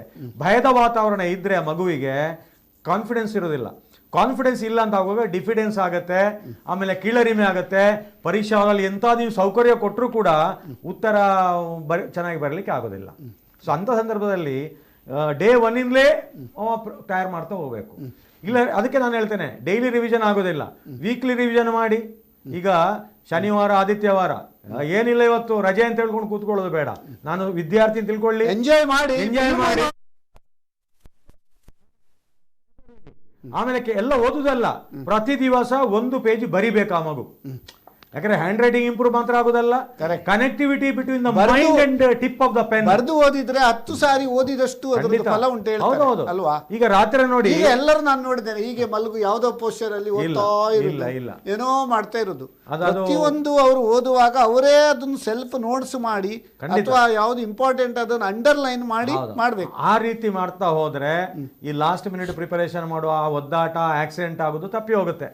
ಸೊ ಅದನ್ನು ಓದಿದ್ದನ್ನು ಬರೆದು ಮಾಡುವಾಗ ಏನಾಗುತ್ತೆ, ಇಂಟರ್ನಲೈಸೇಷನ್ ಆಗುತ್ತೆ, ಜೀರ್ಣಿಸಿಕೊಳ್ತಾರೆ, ಅದು ಮರೆಯುವುದಿಲ್ಲ, ಮೆಮೊರಿ ಕೂಡ ಕರೆಕ್ಟ್ ನಿಲ್ತದೆ. ಮತ್ತೆ ಯಾವುದನ್ನು ಓದುವಾಗ ಅರ್ಥ ಆಗುದಿಲ್ಲೋ, ಅರ್ಥ ಆಗುವವರೆಗೆ ಬಿಡಬಾರ್ದು, ಪುನಃ ಪುನಃ ಓದಬೇಕು. ಅರ್ಥ ಆಯ್ತು ಆದ ನಂತರ ಸ್ವಲ್ಪ ಹೊತ್ತು ಬಿಟ್ಟ ನಂತರ 1 ಪೇಜ್ ಮನಸ್ಸಿನಿಂದ ಬರ್ತದ ನೋಡಬೇಕು. You are trying to establish connectivity. ಇದಕ್ಕೆ ಒಂದು ಗುರುಕುಲ ಸಿಸ್ಟಮ್ ಆಫ್ ಎಜುಕೇಶನ್ ಅಲ್ಲಿ ಬಹಳ ಒಂದು ವರ್ಣನೆ ಮಾಡಿದ್ದಾರೆ. ಶ್ರವಣಂ, ಮನನಂ ಅಂಡ್ ನಿಧಿಧ್ಯಾಸನಂ ಅಂತ ಬಹಳ ಒಂದು, ಅಂದ್ರೆ ಲಿಸನ್, ರಿಫ್ಲೆಕ್ಟ್ ಅಂಡ್ ಎಸಿಮಿಲೇಟ್ ಅಂತ ಹೇಳಿ. ಅದು ಮಾಡಿದ್ರೆ ಸಾಕ್ಷಾತ್ಕಾರಂ ಅಂದ್ರೆ ನಮ್ಗೆ ಏನುಂಟು ಅದು ನಮ್ಗೆ ಒಲಿತದೆ ಅಂತೇಳಿ ಸಾಕ್ಷಾತ್ಕಾರ ಆಗ್ತದೆ. ಅದಕ್ಕೆ ದೆರ್ ಆರ್ 3 ಸ್ಟೆಪ್ಸ್: ಶ್ರವಣಂ, ಮನನಂ, ನಿಧಿಧ್ಯಾಸನಂ. ಇದು ಮಾಡಿದ್ರೆ ಸಾಕ್ಷಾತ್ಕಾರ ಅಂದ್ರೆ ಒಲಿತದೆ ಅಂತ ಹೇಳ್ತಾರೆ. ಬಹಳ ಒಂದು ಒಳ್ಳೆ ರೀತಿಯಲ್ಲಿ ಒಂದು ಗುರುಕುಲ ಸಿಸ್ಟಮ್ ಆಫ್ ಎಜುಕೇಶನ್ ಅಲ್ಲಿ ಕೂಡ ಹಾಗೆ. ಮುಂಚೆ ಏನಂತ ಹೇಳಿದ್ರೆ ಗುರುಗಳು ಅವರ ಎಲ್ಲಾ ಪಟ್ಟುಗಳನ್ನು ಶಿಷ್ಯರಿಂದಿಗೆ ಹೇಳಿಕೊಟ್ಟು ಅದನ್ನು ಪುನಃ ಶ್ರವಣಂ ಕೇಳ್ತಾರೆ, ಮನನಂ ಪುನಃ ಅದನ್ನು ಅವರು ಮನದಟ್ಟು ಮಾಡ್ಕೊಳ್ಬೇಕು. ಆಮೇಲೆ ನಿಧಿಧ್ಯಾಸನಂ ಅಂತೇಳಿ ಅದನ್ನು ಎಸಿಮಿಲೇಟ್ ಮಾಡಬೇಕು. ಅದು ಬಹಳ ಒಂದು, ಅದು ಮಾಡಿದ್ರೆ ಸಾಕ್ಷಾತ್ಕಾರಂ ಅದು ನಮಗೆ ಒಲಿಲ್ತದೆ ಅಂತ ಹೇಳಲಿಕ್ಕೆ ಬಹಳ ಒಂದು ಸಂತೋಷ. ಬಟ್ ಅನ್ಫಾರ್ಚುನೇಟ್ಲಿ ಈಗ ಏನು ಮಕ್ಕಳು ಏನಾಗ್ತಾರೆ, ಈಗ 1 ಡೇ ಮ್ಯಾಚ್ ತರ ಲಾಸ್ಟ್ 5 hours ಅಲ್ಲಿ they want to score the winning shots. ಈಗ ಫಸ್ಟ್ ಪ್ರಿಪೇರ್ ಆವಾಗ ಗೂಗ್ಲಿ ಬಾಲ್ ಬಂದ್ರೆ ಔಟ್ ಆಗೋ ಚಾನ್ಸ್ ಜಾಸ್ತಿ ಅದರಿಂದಾಗಿ ಅಲ್ವಾ ಸರ್? ಈಗ ಒಂದು hard work versus smart work ಅಂತೇಳಿ ಯಾವುದು ಒಳ್ಳೇದು? ಹಾರ್ಡ್ ವರ್ಕ್ ಒಳ್ಳೇದಾ ಅಥವಾ ಸ್ಮಾರ್ಟ್ ವರ್ಕ್ ಒಳ್ಳೇದಾ? ಅದರ ಬಗ್ಗೆ ಒಂದು ಹೇಳ್ಬೋದಾ ಸರ್? ನಾನು ಇದರಲ್ಲಿ ಮೊದಲು ಡಿಸ್ಟಿಂಗ್ವಿಶ್ ಮಾಡ್ತೇನೆ. ಹಾರ್ಡ್ ವರ್ಕ್, ಅಯ್ಯೋ ಅವ ಓದಿ ಮರುಳಾದ ಕೂಚಿಬಟ್ಟ complete. Nowadays it is very hard to do hard work. ಅದೇ hard working student, hardly working student ಅಂತ 2 ಕ್ಯಾಟಗರಿ ನೋಡ್ತೇವೆ. ಹಾರ್ಡ್ಲಿ ವರ್ಕಿಂಗ್ ವರ್ಕ್ ಮಾಡೋದೇ ಇಲ್ಲ ಅವ ಬರೇ ಸೋಮವಾರಿ ಅಂತ ಹೇಳ್ತೇವೆ, ಅವ ಲೇಜಿ ಫೆಲೋ. ಈ ಹಾರ್ಡ್ ವರ್ಕಿಂಗ್ ಹೇಳಿದ ಕೂಡಲೇ ಬಹಳ ಶ್ರಮ ವಹಿಸ್ತಾನೆ ಅಂತ. ಇಲ್ಲಿ ಔಟ್ಪುಟ್ ಮುಖ್ಯ ಅಲ್ಲ, ಅಥವಾ ಖಾಲಿ ಎಫರ್ಟ್ ಮುಖ್ಯ ಅಲ್ಲ, ಔಟ್ಕಮ್ ಮುಖ್ಯ. ಅಷ್ಟು ವರ್ಕ್ ಮಾಡಿ ಅಂಕಗಳನ್ನು ಸಾಧಿಸುವುದೇ ಅಲ್ಲ, ಅದೇ ಮಾನದಂಡ ಆಗುದಿಲ್ಲ ಜೀವನದಲ್ಲಿ ಯಶಸ್ಸು ಸಾಧಿಸಲಿಕ್ಕೆ. ಅವ ಅಸಿಮಿಲೇಷನ್ ಆಫ್ ನಾಲೆಜ್ ಆಯ್ತಾ, ಕಲ್ತುಕೊಂಡಿದ್ದಾನ, ಯಾವುದನ್ನು ಕಲ್ತುಕೊಳ್ಬೇಕೋ ಅದನ್ನು ಕಲ್ತುಕೊಳ್ಳುವ ರೀತಿಯಲ್ಲೇ ಕಲ್ತುಕೊಂಡಿದ್ದಾನ, ಜೀರ್ಣಿಸಿಕೊಂಡಿದ್ದಾನ, ಅದನ್ನು ಜೀವನದಲ್ಲಿ ಸಮಸ್ಯೆಗಳನ್ನು ಎದುರಿಸಲಿಕ್ಕೆ ಅಳವಡಿಸಿಕೊಳ್ಳಿಕ್ಕೆ ಬೇಕಾದಂತ ಕೌಶಲವನ್ನ ಹತ್ರ ಉಂಟಾ, ಚಾಕಚಕ್ಯತೆ ಉಂಟಾ, ಮನಸ್ಥಿತಿ ಉಂಟಾ, ಅದು ಬಹಳ ಪ್ರಾಮುಖ್ಯ ಆಗತ್ತೆ. ಸೊ ಆದ ಕಾರಣ ಇಲ್ಲಿ ಹಾರ್ಡ್ ವರ್ಕ್ ಹೇಳೋದು ಉಪಯೋಗ ಆಗೋದಿಲ್ಲ ನನಗೆ ಬೇಕಾಗೋದಿಲ್ಲ ಸ್ಮಾರ್ಟ್ ವರ್ಕ್. ಸ್ಮಾರ್ಟ್ ವರ್ಕ್ ಅಂದ್ರೆ ನನ್ನ ಪ್ರಕಾರ ಏನು ಅಂತ ಹೇಳಿದ್ರೆ ಅಲ್ಲಿ ಎಸ್ ಇದೆ, ಎಂ ಇದೆ, ಎ ಇದೆ, ಆರ್ ಇದೆ, ಟಿ. ಈಗ ಇತ್ತೀಚೆಗೆ ಪ್ರತಿ ವರ್ಷ ಕೂಡ ನಮ್ಮ ಪ್ರಧಾನಮಂತ್ರಿ ನರೇಂದ್ರ ಮೋದಿಯವರು ಕೂಡ ಈ ಪರೀಕ್ಷೆ ಬಗ್ಗೆ ಮಕ್ಕಳಿಗೆ ಒಂದು ಇಂಟ್ರ್ಯಾಕ್ಷನ್ ಮಾಡ್ತಾ ಇದ್ದಾರೆ ಅಂತ ಹೇಳಲಿಕ್ಕೆ ಬಹಳ ಒಂದು ಹೆಮ್ಮೆ ಆಗ್ತದೆ. ಇತ್ತೀಚೆಗೆ ಕಳೆದ ವಾರ ಕೂಡ ಒಂದು ಪರೀಕ್ಷಾ ಪೇ ಚರ್ಚಾ ಅಂತೇಳಿ ಕೂಡ ಒಂದು ಪಾಪ್ಯುಲರ್ ಪ್ರೋಗ್ರಾಮ್ ಆಗಿದೆ. ಅದರ ಒಂದು ತುಣುಕನ್ನು ನಾವೊಂದು ಪ್ರದರ್ಶನ ಮಾಡೋಣ. Namaste Prime Minister sir, my name is Tanay and I am a student of Salmia Indian Model School, Kuwait. Sir, I have a question to ask you that how to prepare ourselves for the battle of life. Thank you, sir. NaMo app पर मसूरी उत्तराखंड श्रीमान अशरफ खान ने लिखा है, sir हम सब जब अपने बड़े कजिन्स या दोस्तों से बात करते हैं तो वो कहते हैं कि अभी स्कूल में तो तुमने जीवन देखा ही कहाँ है, जीवन की असली कसौटी तो स्कूल से बाहर निकल करके होगी। मेरा सवाल यह है कि आज हम अपने आप को कल की चुनौतियों के लिए कैसे तैयार करें। तनय, आप तो कुवैत से मुझसे बात कर रहे हो, लेकिन तनय कभी किसी ने इस बात को मार्क किया है कि तुम्हारे जो आवाज है वो गॉड गिफ्टेड है? क्या कभी तुम्हारे माँ बाप ने, कभी आपके दोस्तों ने, कभी आपके टीचर्स ने कभी कहा है कि आपका ध्यान गया है? आज आपका सवाल सुनने के बाद, खैर रिकॉर्डेड है, लेकिन मैं पक्का मानता हूं कि आपको एक बहुत ही विशिष्ट प्रकार की आवाज परमात्मा ने दी है। कभी उस पर ध्यान दीजिए, ये आपकी बहुत बड़ी विरासत बन सकती है। खैर, मैं तनय की बातों की ओर चला गया, लेकिन जो सवाल आपने पूछे हैं, पहली बात तो ये कि जो लोग आपको ये कहते हैं उनके कहने का तरीका भले ऐसा होता है कि वो आपको सलाह दे रहे हैं, लेकिन मन के भीतर की सच्चाई को देखें तो वो अपने आप को हीरो बनाने की कोशिश कर रहा होता है, या फिर वो अपनी असफलताओं को इसलिए बड़ा बनाकर दिखाता है ताकि उसे एक एस्केप रूट मिल सके, और इसलिए वो दिखाता है कि उसके सामने बहुत बड़ी बड़ी चुनौतियां हैं। इस विषय में मेरा सीधा सीधा मंत्र है, एक कान से सुनिए और दूसरे कान से निकाल दीजिए। हाँ, ये सवाल बहुत स्वाभाविक है कि 10वीं या 12वीं के बाद क्या, ये हर बच्चे के मन में होता है, और न मैं इससे इनकार कर सकता हूं और न कोई और उससे इनकार कर सकता है। बहुतों के लिए ये सवाल चिंता और निराशा फैलाने वाला हो सकता है। दुर्भाग्य से आज के चकाचौंध भरे युग में सेलिब्रिटी के कल्चर के कारण और उसका प्रभाव होने के कारण स्टूडेंट लाइफ में एक धारणा बन गई है कि जो टीवी पर आता है, जिसकी अखबारों में चर्चा होती है, वैसा कुछ बनना है, वैसा कुछ करना है। ये बुरी बात नहीं है, लेकिन जीवन की सच्चाई से ये बहुत दूर है। ये जो प्रचार माध्यमों में 1000-2000 लोग हमारे सामने आते हैं, दुनिया इतनी छोटी नहीं है। इतनी बड़ी विश्व व्यवस्था, इतना लंबा मानव इतिहास, इतनी तेजी से हो रहे परिवर्तन बहुत सारे अवसर लेकर के आते हैं। जीवन की सच्चाई ये है कि जितने लोग हैं उतनी विभिन्नताएं हैं, जितने लोग हैं उतने अवसर भी है। हमें अपनी जिज्ञासा का दायरा बहुत बड़ा करने की आवश्यकता है, उसको विस्तार देने की आवश्यकता है, और इसलिए आवश्यक है कि 10वीं क्लास में, 12वीं क्लास में भी आप अपने आसपास के जीवन को ऑब्जर्व करना सीखिए। आपके आसपास इतने सारे प्रोफेशन है, नेचर ऑफ जॉब्स है, और बदलते हुए नेचर ನಮ್ಮ ಪ್ರಧಾನಮಂತ್ರಿಯವರ ಪರೀಕ್ಷಾ ಪೇ ಚರ್ಚಾ ಅದರ ಒಂದು ತುಣುಕುಗಳನ್ನು ಮಾತ್ರ ಹಾಕಿದ್ದೇವೆ. ನೀವು ಯೂಟ್ಯೂಬಿಗೆ ಹೋದರೆ ಎಂಟೈರ್ ಒಂದು ಚರ್ಚೆದ ಎಪಿಸೋಡ್ ಕೂಡ ನಿಮಗೆ ಸಿಗ್ತದಂತ ಹೇಳಲಿಕ್ಕೆ ಭಾಳ ಸಂತೋಷ ಆಗ್ತದೆ. ನಮ್ಮ ಪ್ರಧಾನಿಯವರು ಕೂಡ ವಿದ್ಯಾರ್ಥಿಗಳ ಬಗ್ಗೆ ಎಷ್ಟು ಒಂದು ಒಳ್ಳೆಯ ಒಂದು ಮನಸ್ಸನ್ನು ಹೊಂದಿದ್ದಾರೆ, ಯಾವ ರೀತಿಯಲ್ಲಿ ಅವರು ಇನ್ವಾಲ್ವ್ಮೆಂಟ್ ಆಗಬೇಕನ್ನೋದು ಕೂಡ ಒಳ್ಳೆಯ ರೀತಿಯಲ್ಲಿ ಒಂದು ಅವರು ವರ್ಣನೆ ಮಾಡ್ತಾ ಅಂತ ಹೇಳಲಿಕ್ಕೆ ಬಹಳ ಒಂದು ಸಂತೋಷ ಆಗ್ತದೆ.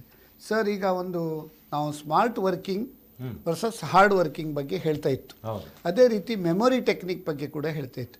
ಈ ಮೆಮೊರಿ ಟೆಕ್ನಿಕ್ ಹೇಗೆ, ಹೆಚ್ಚಿನವ್ರದ್ದು ಪ್ರಾಬ್ಲಮ್ ಏನಂದರೆ ಫುಲ್ಲು ಓದಿರ್ತಾರೆ, ಕ್ಲಾಸಲ್ಲಿ ಕೂಡ ಪಾಠ ಮಾಡ್ತಾ ಇರ್ತಾರೆ, ಎಕ್ಸಾಮಿಗೆ ಮುಂಚಿನ ದಿನ ಇರ್ಬೋದು, ಎಕ್ಸಾಮ್ ದಿನ ಇರ್ಬೋದು, ಅವರಿಗೆ ಬರೆಯುವಾಗ ಮರೆತು ಹೋಗ್ತದೆ. ಅದು ನೀವು ಹೇಗೆ ಒಂದು ಮೆಮೊರಿ ಟೆಕ್ನಿಕನ್ನು ಡೆವಲಪ್ ಮಾಡಿ? ಈಗ ರಾಷ್ಟ್ರೀಯ ಶಿಕ್ಷಣ ನೀತಿ 2020 ಏನು ಹೇಳ್ತದೆ ಅಂತ ಹೇಳಿದ್ರೆ, ಮೆಮೊರಿ ಬೇಸ್ಡ್ ರೋಟ್ ಲರ್ನಿಂಗ್ ಮಾಡಬಾರ್ದು ಅಂತ ಹೇಳ್ತಾರೆ. ಅಂದರೆ ಗಿಳಿಬಾಯಿ ಪಾಠ ಮಾಡಬಾರ್ದು ಅಂತ ಹೇಳಿದ್ರೆ, ಯಾವುದನ್ನು ಓದ್ತೇವೋ ಅದು ಅರ್ಥ ಆಗಬೇಕು. ಅರ್ಥ ಆಗಿದ್ರೆ ಗುರುಗಳು ಅಥವಾ ಯಾರು ಸಹಾಯ ಮಾಡಬೇಕು ಅವ್ರಿಗೆ ಅರ್ಥ ಮಾಡಿಸ್ಲಿಕ್ಕೆ. ಯಾವುದನ್ನು ಅರ್ಥ ಮಾಡಿಕೊಳ್ತಿರೋ ನೆನಪಿಟ್ಟುಕೊಳ್ಳಿಗೆ ಬಹಳ ಸುಲಭ. ಅಂದ್ರೆ ಅರ್ಥ ಆಗದೆ ಯಾವ್ದು ಓದಿದ್ರು ಅದು ವ್ಯರ್ಥ. ಯಾಕೆ ಉದಾಹರಣೆಗೆ ನಾನೇ 1981ರಲ್ಲಿ ಪ್ರೊಫೆಸರ್ ಚಂದ್ರಪ್ರಕಾಶ್ ಹೇಳುವಂಥವರು ನನಗೆ ಪಾಠ ಮಾಡಿದರು. ಪಾಠ ಮಾಡೋ ಒಂದು ಥಿಯರಿ ಅಂತ ಹೇಳಿದ್ರೆ ಏನು ಅಂತ ಹೇಳಿದರು. ಅರ್ಥ ಆಯ್ತು ನನಗೆ. ಅದು ಎಲ್ಲಿ ಓದಲಿಲ್ಲ, ಇಂಪೊಸಿಷನ್ 100 ಸಲ ಬರೀಲಿಲ್ಲ, ಬಾಯಿಪಾಠ ಮಾಡಬೇಕು ಅಂತ ಮಾಡಿಲ್ಲ. ಇವತ್ತು ಮರಿಲಿಕ್ಕೆ ಆಗೋದಿಲ್ಲ. ಯಾಕೆ ಮರಿಲಿಕ್ಕೆ ಆಗೋದಿಲ್ಲ ಅಂತೇಳಿ ಪ್ರತಿ ಸಲ ಮರಿಲಿಕ್ಕೆ ಪ್ರಯತ್ನ ಮಾಡಿದರೂ ಕೂಡ ಆಗ ನೆನಪಿಸಿಕೊಳ್ತೇನೆ, ಹಾಗೆ ಮರಿಲಿಕ್ಕೆ ಆಗೋದಿಲ್ಲ. ಅದು ಏನಂತ ಹೇಳಿದ್ರೆ, theory is a way of organising knowledge and experience so that practice can be improved through research and empirical testings of principles and teachings of fundamentals. ಎಲ್ಲಿಯೂ ಇದನ್ನು 100 ಸಲ ಆದ್ರೆ ಅರ್ಥ ಆದ್ರೆ ಜೀರ್ಣ ಆಗತ್ತೆ. ಜೀರ್ಣ ಆದ್ರೆ ಮಧ್ಯರಾತ್ರಿ ಎಬ್ಬಿಸಿದ್ರು ಕೂಡ ನಿಮ್ಗೆ ಹೇಳಲಿಕ್ಕೆ ಆಗತ್ತೆ. ಇದಕ್ಕೆ ಯಾವ ರೀತಿಯ ಮೆಮೊರಿ ಟೆಕ್ನಿಕ್? ಒಂದು ಟೆಕ್ನಿಕ್ ಇದೆ, ನಾನು ಹೇಳಿದಾಗೆ ಅರ್ಥ ಮಾಡಿಕೊಂಡ್ರೆ ನೆನಪು ಉಳಿಕೊಳ್ಳುವಂತ ಸಾಧ್ಯ ಇದೆ. ಅರ್ಥ ಆಗದೇ ಇದ್ರೆ ನೀವು 100 ಸಲ ಬರೆದ್ರು, ಬಾಯಿಪಾಠ ಕಲ್ತರು, ಆ ಮೊಮೆಂಟಿಗೆ ಮಾತ್ರ ಕರೆಕ್ಟ್, ಮತ್ತೆ ನಿಲ್ಲುವುದಿಲ್ಲ. ಎರಡನೇ ಟೆಕ್ನಿಕ್ ಅಂತ ಹೇಳಿದ್ರೆ, ಓದಿದ್ದನ್ನು ಅರ್ಥ ಮಾಡಿಕೊಂಡು ಕೂಡಲೇ ನೆನಪಿಗೆ ಬರುತ್ತೆ, ನೆನಪಿಗೆ ಬಂದದ್ದನ್ನು ಬರೆಯುವ ಮೂಲಕ ಅದನ್ನು ರಿಅಶ್ಯೂರೆನ್ಸ್ ಅಂತ ಹೇಳೋದು, ರಿಅಶ್ಯೂರ್ ಮಾಡುವಂಥದ್ದು. ಇಲ್ಲಿ ಅದ್ಭುತವಾದ ಒಂದು ಪ್ರಯೋಗ ಈ ಮೆಮೊರಿ ಟೆಕ್ನಿಕಲ್ ಏನಂತ ಹೇಳಿದ್ರೆ, we are trying to connect between the mind and tip of the pen. ಪರೀಕ್ಷೆಯಲ್ಲಿ ಅದನ್ನೇ ಮಾಡುವಂಥದ್ದು. ಈ ಥಾಟ್ ಫ್ಲೋ ಅಂತ ಹೇಳ್ತೇವೆ. ಈ ಫ್ಲೋ ಆಗುವಂಥದ್ರಲ್ಲಿ ಏನಾದರೂ ಸ್ವಲ್ಪ ತೊಂದರೆ ಆದರೆ ಮಗು ಬರೀಲಿಕ್ಕೆ ಆಗೋದಿಲ್ಲ, ಅಥವಾ ಹಿಂದೆ ಮುಂದೆ ಆಗಬಹುದು, ಆ ಉತ್ತರ ಸರಿಯಾಗಿ ಬರಲಿಕ್ಕಿಲ್ಲ, ಅಥವಾ ಹ್ಯಾಂಡ್ ರೈಟಿಂಗ್ ಹಾಳಾಗಬಹುದು ಗಡಿಬಿಡಿಯಾಗಿ, ಅಥವಾ ಸಮಯದ ಅಭಾವ ಆಗಿ ಕಡಿಮೆ ಸಮಯದಲ್ಲಿ ಜಾಸ್ತಿ ಮಾಡಲಿಕ್ಕೆ ಪ್ರಯತ್ನ ಮಾಡಿ ಎಲ್ಲವೂ ಹಾಳಾಗುವಂಥದ್ದು. ಹಾಗಾಗಿ ಇಂಥ ಸಂದರ್ಭದಲ್ಲಿ ನಾವು ಏನು ಓದಿ ಅರ್ಥ ಮಾಡಿಕೊಂಡು ನೆನಪಿಟ್ಟುಕೊಂಡಿದ್ದೇವೋ ಅದನ್ನು ಗಟ್ಟಿಯಾಗಿ ನೆನಪಿನಲ್ಲಿ ಇಟ್ಟುಕೊಳ್ಳಲಿಕ್ಕೆ ಪ್ರತಿ ದಿವಸ ಒಂದು ಪುಟ ಬರಿಬೇಕು. ಅದು ಬರೆದ ನಂತರವೇ ಮಲಗಬೇಕು. ಇನ್ನೊಂದು ಏನ್ ಮಾಡ್ತೇವೆ ಅಂತ ಹೇಳಿದ್ರೆ, ರಾತ್ರಿ 9 ಗಂಟೆಗೆ ಹೆಚ್ಚು ವಿದ್ಯಾರ್ಥಿಗಳು ಊಟ ಮಾಡಿ ಆಗಿರ್ತದೆ. ಊಟ ಮಾಡಿದ ನಂತರ ಓದುವಂಥದ್ದು ಒಳ್ಳೇದಲ್ಲ ಅಂತ ವೈಜ್ಞಾನಿಕವಾಗಿ ಹೇಳಬಹುದು. ಈಗೆಲ್ಲ ರಾತ್ರಿ 11-12 ಗಂಟೆಗೆ ಓದುದು ಮಾತ್ರ ಬೆಳಿಗ್ಗೆ 7-10 ಗಂಟೆ. ಅದು ಖಂಡಿತ ತಪ್ಪದು. ಯಾಕೆಂದ್ರೆ ರಾತ್ರಿ ನಮಗೆ ನಿದ್ದೆ ಬರ್ತದೆ ಅಂತ ಹೇಳಿದ್ರೆ ಸಾಮಾನ್ಯ 2 ಕಾರಣಕ್ಕೆ. ಒಂದು, ಇಡೀ ದಿವಸ ಮಗು ಶಾಲೆಯಲ್ಲಿಯೋ ಅಲ್ಲಿಯೋ ಇಲ್ಲಿಯೋ ಓದಿ ಬರೆದು ಎಲ್ಲ ಟಯರ್ಡ್ ಆಗಿರ್ತದೆ, ನಿತ್ರಾಣ ಆಗಿರ್ತದೆ, ಮಗು ಮೆಂಟಲಿ ಆಯಾಸ ಆಗಿರ್ತದೆ. ಒಂದು ಅದು ಕಾರಣ. ಎರಡನೇದು, ಹೊಟ್ಟೆ ತುಂಬಾ ಊಟ ಮಾಡಿರ್ತಾರೆ. ಪರೀಕ್ಷಾ ಸಮಯದಲ್ಲಿ ಹೊಟ್ಟೆ ತುಂಬಾ ಊಟ ಮಾಡಬಾರದು. ಹಸಿವು ಇಂಗಿಸ್ಲಿಕ್ಕೆ ಎಷ್ಟು ಬೇಡ ಅಷ್ಟೇ ಮಾಡಬೇಕು, ವರ್ಕಿಂಗ್ ಲಂಚ್ ಹೇಳಿದಾಗೆ. ಅದು ಮಾಡಿದ ನಂತರ 9ರ ನಂತರ ಏನ್ ಮಾಡ್ಬೇಕು ಅಂತಂದ್ರೆ, ಈ ವರ್ಕೌಟ್ ಮಾಡೋದು, ಪ್ರಾಬ್ಲಮ್ ಸಾಲ್ವ್ ಮಾಡುವಂಥದ್ದು ಅಥವಾ ಬರೆಯುವಂಥದ್ದು. ನಾನು ಹೇಳಿದಲ್ಲ, ಮನಸ್ಸಲ್ಲಿ ಏನುಂಟು ಅದನ್ನು ಬರೆದು ನೆನಪೇ ಕನೆಕ್ಟ್ ಮಾಡ್ಕೊಳ್ಬೇಕು, ಗಟ್ಟಿಯಾಗಿ ಉಳಿತದೆ ಅಂತ. ಅದು ಮಾಡಬೇಕು. ಬೆಳಿಗ್ಗೆ ಬೇಗ ಎದ್ದು ಅವ ಓದ್ಲಿಕ್ಕೆ ಶುರು ಮಾಡಬೇಕು. ಆಗ ಮೈಂಡ್ ಫ್ರೆಶ್ ಆಗಿರ್ತದೆ. ಹಸಿಗೋಡೆ ಕಲ್ಲು ಹೊಡೆದಾಗೆ ಖಚಕ್ಕ ಇಟ್ಕೊಳ್ತದೆ. ಒಣಗೋಡೆ ಕಲ್ಲು ಹೊಡೆದ್ರೆ ವಾಪಸ್ ಬಂದು ನಮಗೆ ತಲೆಗೆ ಹೊಡಿತದೆ, ಅದು ಬೂಮರಂಗ್ ಆಗತ್ತೆ. ಬೆಳಿಗ್ಗೆ ಯಾವಾಗಲೂ ಮೈಂಡ್ ಫ್ರೆಶ್ ಇರ್ತದೆ, ಎಲ್ಲವನ್ನು ಸ್ವೀಕರಿಸ್ತದೆ, ಮತ್ತೆ ಇಡೀ ದಿವಸದ ಎನರ್ಜಿ ಅಲ್ಲಿಯೇ ತಯಾರಾಗ್ತಾ ಇರ್ತದೆ. ಹಾಗೆ ಬೆಳಿಗ್ಗೆ ಓದೋದು ಒಳ್ಳೇದು, ರಾತ್ರಿ ಬರೆಯೋದು ಒಳ್ಳೇದು. ಹಾಗೆ ಇಲ್ಲಿ ಎಲ್ಲ ಮಕ್ಕಳಿಗೆ ಎಲ್ಲ ರೀತಿದ್ದು ಆಗೋದಿಲ್ಲ. ಈಗ ಸ್ಲೀಪಿಂಗ್ ಪ್ಯಾಟರ್ನ್ ಕೆಲವರು ಚೇಂಜ್ ಮಾಡ್ತಾರೆ, ಮೆಮೊರಿ ಲಾಸ್ ಆಗುತ್ತೆ. ಹಾಗಾಗಿ ನಮಗೆ ಆ ಮಗುವಿಗೆ ಯಾವ ಸ್ಲೀಪಿಂಗ್ ಪ್ಯಾಟರ್ನ್ ಒಳ್ಳೇದೋ ಅದೇ ಒಳ್ಳೇದು. ಪರೀಕ್ಷೆ ಸಂದರ್ಭದಲ್ಲಿ ಪ್ರಯೋಗ ಮಾಡ್ಲಿಕ್ಕೆ ಹೋಗಿ ಎಡವಟ್ಟಿನಲ್ಲಿ ಸಿಕ್ಕಾಕೊಳ್ಬಾರ್ದು. ಸ್ಲೀಪಿಂಗ್ ಪ್ಯಾಟರ್ನ್ ಮುಖ್ಯ. ಅಂದ್ರೆ ಯುದ್ಧ ಕಾಲೇ ಶಸ್ತ್ರಾಭ್ಯಾಸ ಮಾಡಬಾರ್ದು, ಅದು ಮಾಡಬಾರ್ದು. ಹಾಗಾಗಿ ಮತ್ತೆ ಈ ಸ್ಟೋರಿ ಲೈನ್ ಮೂಲಕ ನೆನಪಿಟ್ಟುಕೊಳ್ಳುವಂಥದ್ದು, ಕೋಡೆಡ್ ಮೆಮೊರಿ, ಕೋಡಿನ ಮೂಲಕ ಇಟ್ಟುಕೊಳ್ಳುವಂಥದ್ದು, ಇದೆಲ್ಲ ಬಹಳ ಮುಖ್ಯ ಆಗತ್ತೆ. ಮತ್ತೆ ನೆನಪಿಟ್ಟುಕೊಳ್ಬೇಕಾದ್ರೆ ನೆನಪಿಟ್ಟುಕೊಳ್ಳಲಿಕ್ಕೆ ನಿಮಗೆ ಆಸಕ್ತಿ ಬೇಕು. ಇವತ್ತು ಇಂಟ್ರೆಸ್ಟ್ ಅನ್ನು ಇನ್ನೊಬ್ರು ಇದು ಮಾಡ್ಲಿಕ್ಕೆ ಆಗೋದಿಲ್ಲ. ಆ ವಿದ್ಯಾರ್ಥಿಯ ಮನಸ್ಸಲ್ಲೇ ಕಾಣಬೇಕು. ತಂದೆ ತಾಯಿ ಶಾಶ್ವತ ಅಲ್ಲ, ನನಗೆ ಸಿಬ್ಲಿಂಗ್ಸ್ ಇಲ್ಲ, ಒಡನಾಡಿಗಳಿಲ್ಲ, ನಾನೊಬ್ಬನೇ ಸಮಾಜದಲ್ಲಿ ಬದುಕಬೇಕು. ಕಲ್ತ ನಂತರ ಗೊತ್ತಾಗತ್ತೆ. ಡಿಗ್ರಿ ಮುಗಿಯಿತು ಅಂದರೆ ಕೆಲಸಕ್ಕೆ ಹೋಗಬೇಕು ಅಂತ ಹೇಳಿದ್ರೆ ಈ ಸಮಾಜಕ್ಕೆ ಅಲ್ಲಿ ನಾವು ಹೋಗ್ಬೇಕಾಗತ್ತೆ. ಸಮಾಜದಲ್ಲಿ ಅವ ಪಾಪ ಬಡವ ಅಂತ ನೋಡೋದಿಲ್ಲ. ನೀವು ನನ್ನ ಕೆಲಸ ಮಾಡಬೇಕು, ದುಡಿದು ಬದುಕಲಿಕ್ಕೆ ಬೇಕಾದಂತ ಶಕ್ತಿ ಸಾಮರ್ಥ್ಯ ಇದ್ರೆ ನೀವು ಜಯಿಸಬಹುದು, ಇಲ್ಲದ್ರೆ ಕಷ್ಟ. ಓಕೆ, ಈಗ ಇನ್ನೊಂದು ವೀಕ್ಷಕರ ಕರೆ ಉಂಟು. ಹಲೋ. ಹಲೋ, ಹಾ ಸರ್, ನಾನು ಬೆಂಗಳೂರಿಂದ. ಬೆಂಗಳೂರಿಂದ ಯಾರು ಮಾತಾಡೋದು? ಸರ್, ನಾನು KJ ಅಂತ. KJ ಬೆಂಗಳೂರಿಂದ. ನಿಮ್ಗೆ ಈ ಕಾರ್ಯಕ್ರಮಕ್ಕೆ ಸ್ವಾಗತ. ನಿಮ್ಗೆ ಈ ಚಾಂದ್ರಮಾನ ಯುಗಾದಿ ಹಬ್ಬದ ಕೂಡ ಶುಭಾಶಯ. ತುಂಬಾ ಥ್ಯಾಂಕ್ಸ್ ಸರ್. ನಾನು ನಿಮ್ಮೆಲ್ಲರಿಗೂ ಅಭಿನಂದನೆ ತಿಳಿಸ್ತೇನೆ. ನಿಮಗೆ ಶ್ರೀ SS ನಾಯಕ್ ನಿಮಗೆ, ಮತ್ತೆ ನಮ್ಮ ಕುಡ್ಲ ಟಿವಿ ಅವರಿಗೆ, ಮತ್ತೆ ಅವರು ನಮ್ಮ ಇಂಪಾರ್ಟೆಂಟ್ ಅಲ್ಲಿ ಇದಾರಲ್ಲ ರಿಸೋರ್ಸ್ ಪರ್ಸನ್ಸ್. ಯಾಕಂದ್ರೆ ಮೊನ್ನೆ ತಾನೇ ಮೋದಿ ಕೂಡ ಎಕ್ಸಾಮಿನೇಷನ್ ಇಂಪಾರ್ಟೆನ್ಸ್ ಅಂತ ಇಡೀ ದೇಶಕ್ಕೆ ಮಾತಾಡಿದ್ರು. ಈಗ ನೀವು ಕೂಡ ಅದನ್ನೇ ಮಾತಾಡ್ತಾ ಇದ್ದೀರಾ. ಬಹಳ ಸಂತೋಷ ಸರ್, ತುಂಬಾ ಹಾರ್ಟಿ ಕಂಗ್ರಾಚುಲೇಷನ್. ಲೀಡರ್ ಅಲ್ಲ, ಲೀಡರ್ ಫಾಲೋ ಮಾಡ್ಬೇಕಲ್ಲ. ಅದು ಹೌದು. ಮತ್ತೆ ಈಗ ನಾನು ಕೇಳ್ತಾ ಇದ್ದೆ, ಅದು ಬರೆಯೋದು ರಾತ್ರಿ ಬರಿಬೇಕು, ಬೆಳಿಗ್ಗೆ ಇದು ಮಾಡ್ಬೇಕು, ಬಹಳ ಚೆನ್ನಾಗಿದೆ. ನನ್ನ ಪಾಯಿಂಟ್ ಏನಂದ್ರೆ, ಈಗ ಎಜುಕೇಶನ್ ಅಲ್ಲಿ ತುಂಬಾ ರೆವಲ್ಯೂಷನ್ ಆಗ್ತಾ ಇದೆ. ಎಸ್ಪೆಷಲಿ ಪ್ರೈವೇಟ್ ಸೆಕ್ಟರ್ ಅಲ್ಲಿ ಇಂಟರ್ನ್ಯಾಷನಲ್ ಸ್ಟ್ಯಾಂಡರ್ಡ್ ಸ್ಕೂಲ್ಸ್ ಎಲ್ಲ ಬರ್ತಾ ಇದೆ. ಲಕ್ಷ ಫೀಸ್ ಎಲ್ಲ ತಗೊಳ್ತಾರೆ. ಆದ್ರೆ ಹುಡುಗರು ಹೋಗ್ತಾರೆ, ಕಷ್ಟಪಟ್ಟು ಹೋಗ್ತಾರೆ, ಪುನಃ ಟ್ಯೂಷನ್ ಹೋಗ್ತಾರೆ. ಅಲ್ಲಿ ಖರ್ಚು, ಇಲ್ಲಿ ಖರ್ಚು, ಅದು ಒಂಥರ ಯಾವ ತರ ಅಂತ ಅದ್ರ ಬಗ್ಗೆ ನಿಮ್ಮ ಒಂದು ಇದು ಬೇಕು ಸರ್, ವ್ಯಾಲ್ಯೂಬಲ್ ಇನ್ಪುಟ್ ಬೇಕಿತ್ತು. ಬಹಳ ಒಂದು ಉತ್ತಮ ಪ್ರಶ್ನೆ. ಈಗ ನಮ್ಮ ಡಾಕ್ಟರ್ ಗೋಪಾಲ್ ಮೊಗೇರವರೇ, ಈಗ ಅವ್ರು ಹೇಳೋದು ಪ್ರೈವೇಟ್ ಸೆಕ್ಟರ್ ಜಾಸ್ತಿ ನಾವು ವಾಲ್ತಾ ಇದ್ದೇವೆ ಎಜುಕೇಷನಿಗೆ. ಅಲ್ಲಿ ಕೂಡ ಏನಂದರೆ ಅದು ಇಟ್ ಈಸ್ ನಾಟ್ ಲೈಕ್ ಮುಂಚೆ ಎಜುಕೇಷನ್ ಅಂತ ಹೇಳಿದರೆ ಒಂದೊಂದು ಸೇವೆ ಅಂತ. ಈಗ it has become like A business. So ಅಂಥ ಪರಿಸ್ಥಿತಿಯಲ್ಲಿ ಈ ರೆವಲ್ಯೂಷನ್ ಆಗುವಾಗ, ಈಗ ನ್ಯೂ ಎಜುಕೇಷನ್ ಪಾಲಿಸಿಯಲ್ಲಿ ಕೂಡ ತುಂಬ ರೆವಲ್ಯೂಷನ್ ಆಗ್ತಾ ಉಂಟು. ಈ ಒಂದು ಟ್ರಾನ್ಸ್ಫಾರ್ಮೇಷನಿಂದ ನಮ್ಮ ವಿದ್ಯಾರ್ಥಿಗಳು ಟ್ರಾನ್ಸ್ಫಾರ್ಮೇಷನ್ ಆಗ್ತಾರಾ ಅಥವಾ ಮುಂಚಿದು ಸಿಸ್ಟಮ್ ಒಳ್ಳೆಯದಾ ಅಂತ ಅವ್ರು ಕೇಳೋದು. Let me answer in a different way. This is saying that we can buy the bed, but we cannot buy the sleep. We can buy the food, but we cannot buy the appetite. ಅಲ್ವಾ? So ಬಹಳ important ಅಂದ್ರೆ, ಈಗ ನಾವು new technique which is applied in buy the food, you can buy the food, you can't buy the appetite. ಆ ಹುಡುಗನಿಗೊಂದು ಅದಕ್ಕೊಂದು appetite ಬರಬೇಕು ಯಾವುದಕ್ಕಾದ್ರೂ. ಒಂದು ನೀರು ಹೋಗ್ಬೇಕಾದ್ರೆ ಗ್ರೇಡಿಯಂಟ್ ಬೇಕು, ಕಾನ್ಸಂಟ್ರೇಷನ್ ಅಂದರೆ ಗ್ರೇಡಿಯಂಟ್ ಬೇಕು, ಒಂದು ಗ್ರೇಡಿಯಂಟ್ ಕ್ರಿಯೇಟ್ ಮಾಡಬೇಕು. ಅದು ಪ್ರೈವೇಟಲ್ಲಿ, ಗೌರ್ಮೆಂಟಲ್ಲಿ. ಈಗ ನೋಡಿ, IIT ಮತ್ತು NIT one of the very important technique for the memorisation is that the peer technique. ಅಂದರೆ 4 ಜನ ಲೈಕ್ ಮೈಂಡೆಡ್ ಸ್ಟೂಡೆಂಟ್ ಓದಿದರೆ ರಿವಿಷನೇ ಬೇಡ. ಬಟ್ ಇಂಪಾರ್ಟೆಂಟ್ ಅಂದರೆ ಆ 4 ಜನ ಒಳ್ಳೇದಿರಬೇಕು. ಒಬ್ಬ ಏನಾದರೂ ಒಂಥರ ನೆಗೆಟಿವ್ ಇದ್ರೆ ಅದು ಹೆಚ್ಚಾಗಿ ನೀರು ಅಲ್ಲಿಗೆ ಹೋಗ್ತದೆ. ಕರೆಕ್ಟ್. ಸೊ ಈ ಪಂಚಾಮೃತ ಮಾಡುವಾಗ 5 ಐಟಮ್ ಸರಿ ಇದ್ರೆ ಮಾತ್ರ ಪಂಚಾಮೃತ ಸರಿ ಆಗ್ತದೆ. ಸೊ ಅವ್ರ ಕ್ವಶನ್ ಅಂತ ಹೇಳಿದ್ರೆ, ಈಗ ಪ್ರೈವೇಟ್ ಆಗಲಿ ಗೌರ್ಮೆಂಟ್ ಆಗಲಿ, ನಾವೆಲ್ಲ ಗೌರ್ಮೆಂಟೇ ಕಲ್ತವ್ರು, ಏನು ಪ್ರಾಬ್ಲಮ್ ಇಲ್ಲ. But one thing is that quality of the education plus the concentration and deviation from the main subjects important. ಮಕ್ಕಳಿಗೆ ಆ especially 10th standard 12th standard teenagers ಅವ್ರಿಗೆ ಡಿಸ್ಟ್ರಾಕ್ಷನ್ ಆಗಬಾರ್ದು. ಅದಕ್ಕೆ ನಾವು ಹೇಳಿದ ಒಂದು ಯೋಗ ಆಗಲಿ ಅಥವಾ ಮೆಡಿಟೇಷನ್ ಆಗಲಿ, half an hour, irrespective caste, community, region, religion, correct, he has to do the some meditation process. In fact ನಾವೆಲ್ಲ ಕಲಿಯುವಾಗ ನಮ್ಮ ತಂದೆ ಹೇಳಿದ್ರು, ಬ್ರಾಹ್ಮಿ ಮುಹೂರ್ತದಲ್ಲಿ ಓದಪ್ಪ ನೀನು ಅಂತ. ಬೆಳಿಗ್ಗೆ 5:30 ನಂತರ ಓದಿದ್ರೆ ಅದು ಒಂಥರ ಹೇಳಿದಾಗೆ ಪರ್ಫೆಕ್ಟ್ ಆಗಿ ಓಡಿಸ್ತದೆ. ಒಮ್ಮೆ ಅದೊಮ್ಮೆ ಸ್ಟಕ್ ಆದರೆ ಅದು ದೇ ವಿಲ್ ಡೆವಲಪ್. ಬಟ್ ಈಗಿನ ಸಿಸ್ಟಮ್ ಹಾಗಿಲ್ಲ. ಈಗ actually the system is so bad. I should not say the like this. System is not good.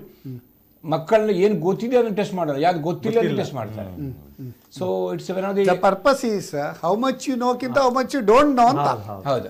C the student has to be train to question the answer, not answer the question.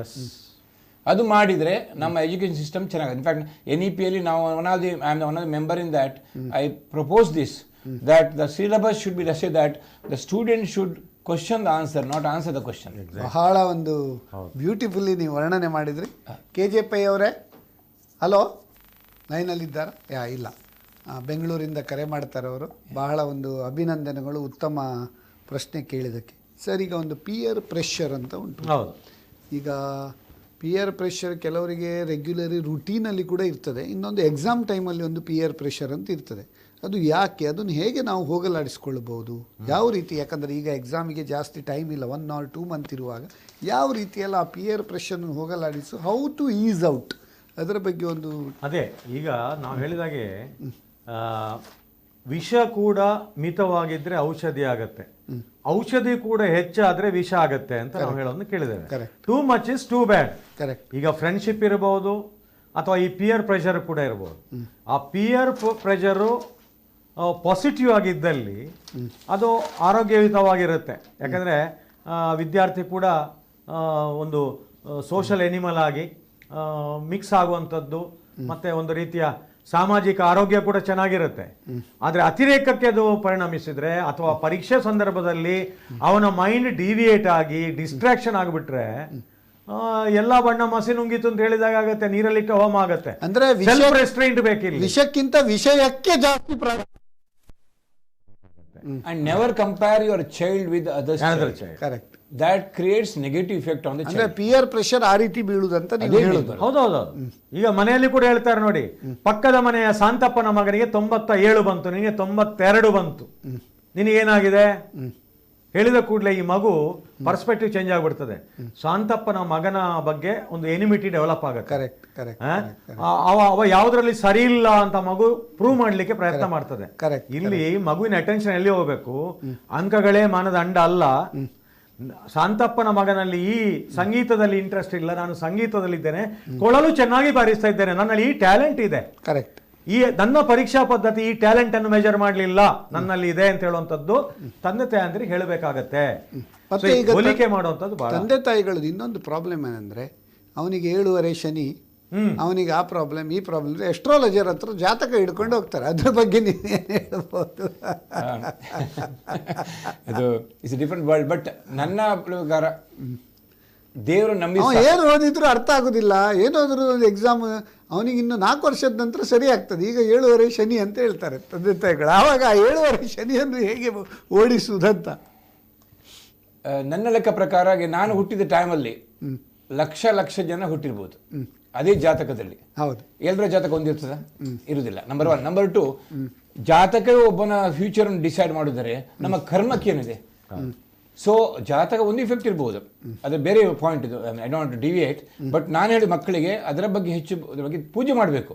ಯಾಕಂದರೆ ಅವನ ಪ್ಲೆಜರ್ಗೋಸ್ಕರ, ಅವನ ಕಾನ್ಸಂಟ್ರೇಷನ್ಗೆ ದೇವಸ್ಥಾನಕ್ಕೆ ಹೋಗಬೇಕು.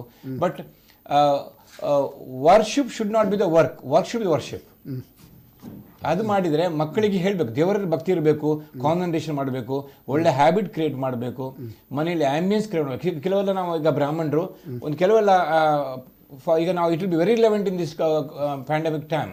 ನಾವೆಲ್ಲ ಸ್ನಾನ ಮಾಡಿ ಊಟ ಮಾಡಲಿಕ್ಕಿಲ್ಲ, ದೇವಸ್ಥಾನ ಊಟದ ಮೊದಲು ಸ್ನಾನ ಮಾಡಬೇಕು, ಧ್ಯಾನ ಮಾಡಬೇಕು, ದೇವರ ಪೂಜೆ ಮಾಡಬೇಕು, ಅನ್ನ ಮುಟ್ಟಿದ್ರೆ ಕೈ ತೊಳ್ಕೊಳ್ಬೇಕು. It all is very being followed no in pandemic situation. It's hygienic. ಅದೆಲ್ಲ ಪ್ರಾಕ್ಟೀಸ್ ಮಾಡಿದ್ರೆ ಈಗ ಮನೆ ಒಳಗೆ ಹೋಗುವ ಕೂಡ ಕೈ ಕಾಲು ತೊಳಿಬೇಕು. ಯಾಕಂದ್ರೆ ಈಗಿನ main thing is they should have a very good food habits. Junk food ತಿನ್ನೋದು. ಯಾಕಂದ್ರೆ I always say hurry, worry and curry, this spoils the complete health of a boy. Once there is no health, he'll start deviating. ಮತ್ತೆ distractions, ಈಗ all this IPL, all this cricket matches, of course ಅದೆಲ್ಲ deviate ಮಾಡಿ ಮಕ್ಕಳಿಗೆ deviation ಮಾಡಿ ಬಿಡಬಾರ್ದು. ಯಾಕಂದರೆ ಆ ಏಜಲ್ಲಿ ಅವರ ಮೈಂಡ್ ಒಳ್ಳೆ ಬಟರ್ಫ್ಲೈ ಥರ ಇರ್ತದೆ. ಅದನ್ನು ಕಂಟ್ರೋಲ್ ಮಾಡೋಕ್ಕೆ, ಕಂಟ್ರೋಲ್ ಅಲ್ಲ, ಅವರಿಗೆ ಅದರ ಪಾಸಿಟಿವ್ನೆಸ್ ತೋರಿಸಿ, parents should spend more time in with them moments they do this. ಅಂದರೆ ಕೆಲವರು ಏನು ಮಾಡ್ತಾರೆ, ಇವರು ಧಾರಾವಾಹಿ ನೋಡ್ತಾ ಇದ್ದಾರೆ, ನಿನಗೆ ಎಕ್ಸಾಮ್ ಅಲ್ಲ, ನೀನು ಅಲ್ಲಿ ರೂಮಲ್ಲಿ ಬಾಗಿಲಾಕಿ ಓದು, ನಂದಿದ್ದು ಧಾರಾವಾಹಿ ನೋಡ್ತಾ ಇದ್ರೆ ಅವನಿಗೆ ಕಾನ್ಸಂಟ್ರೇಷನ್ ಡಿಸಿಪ್ಲಿನ್.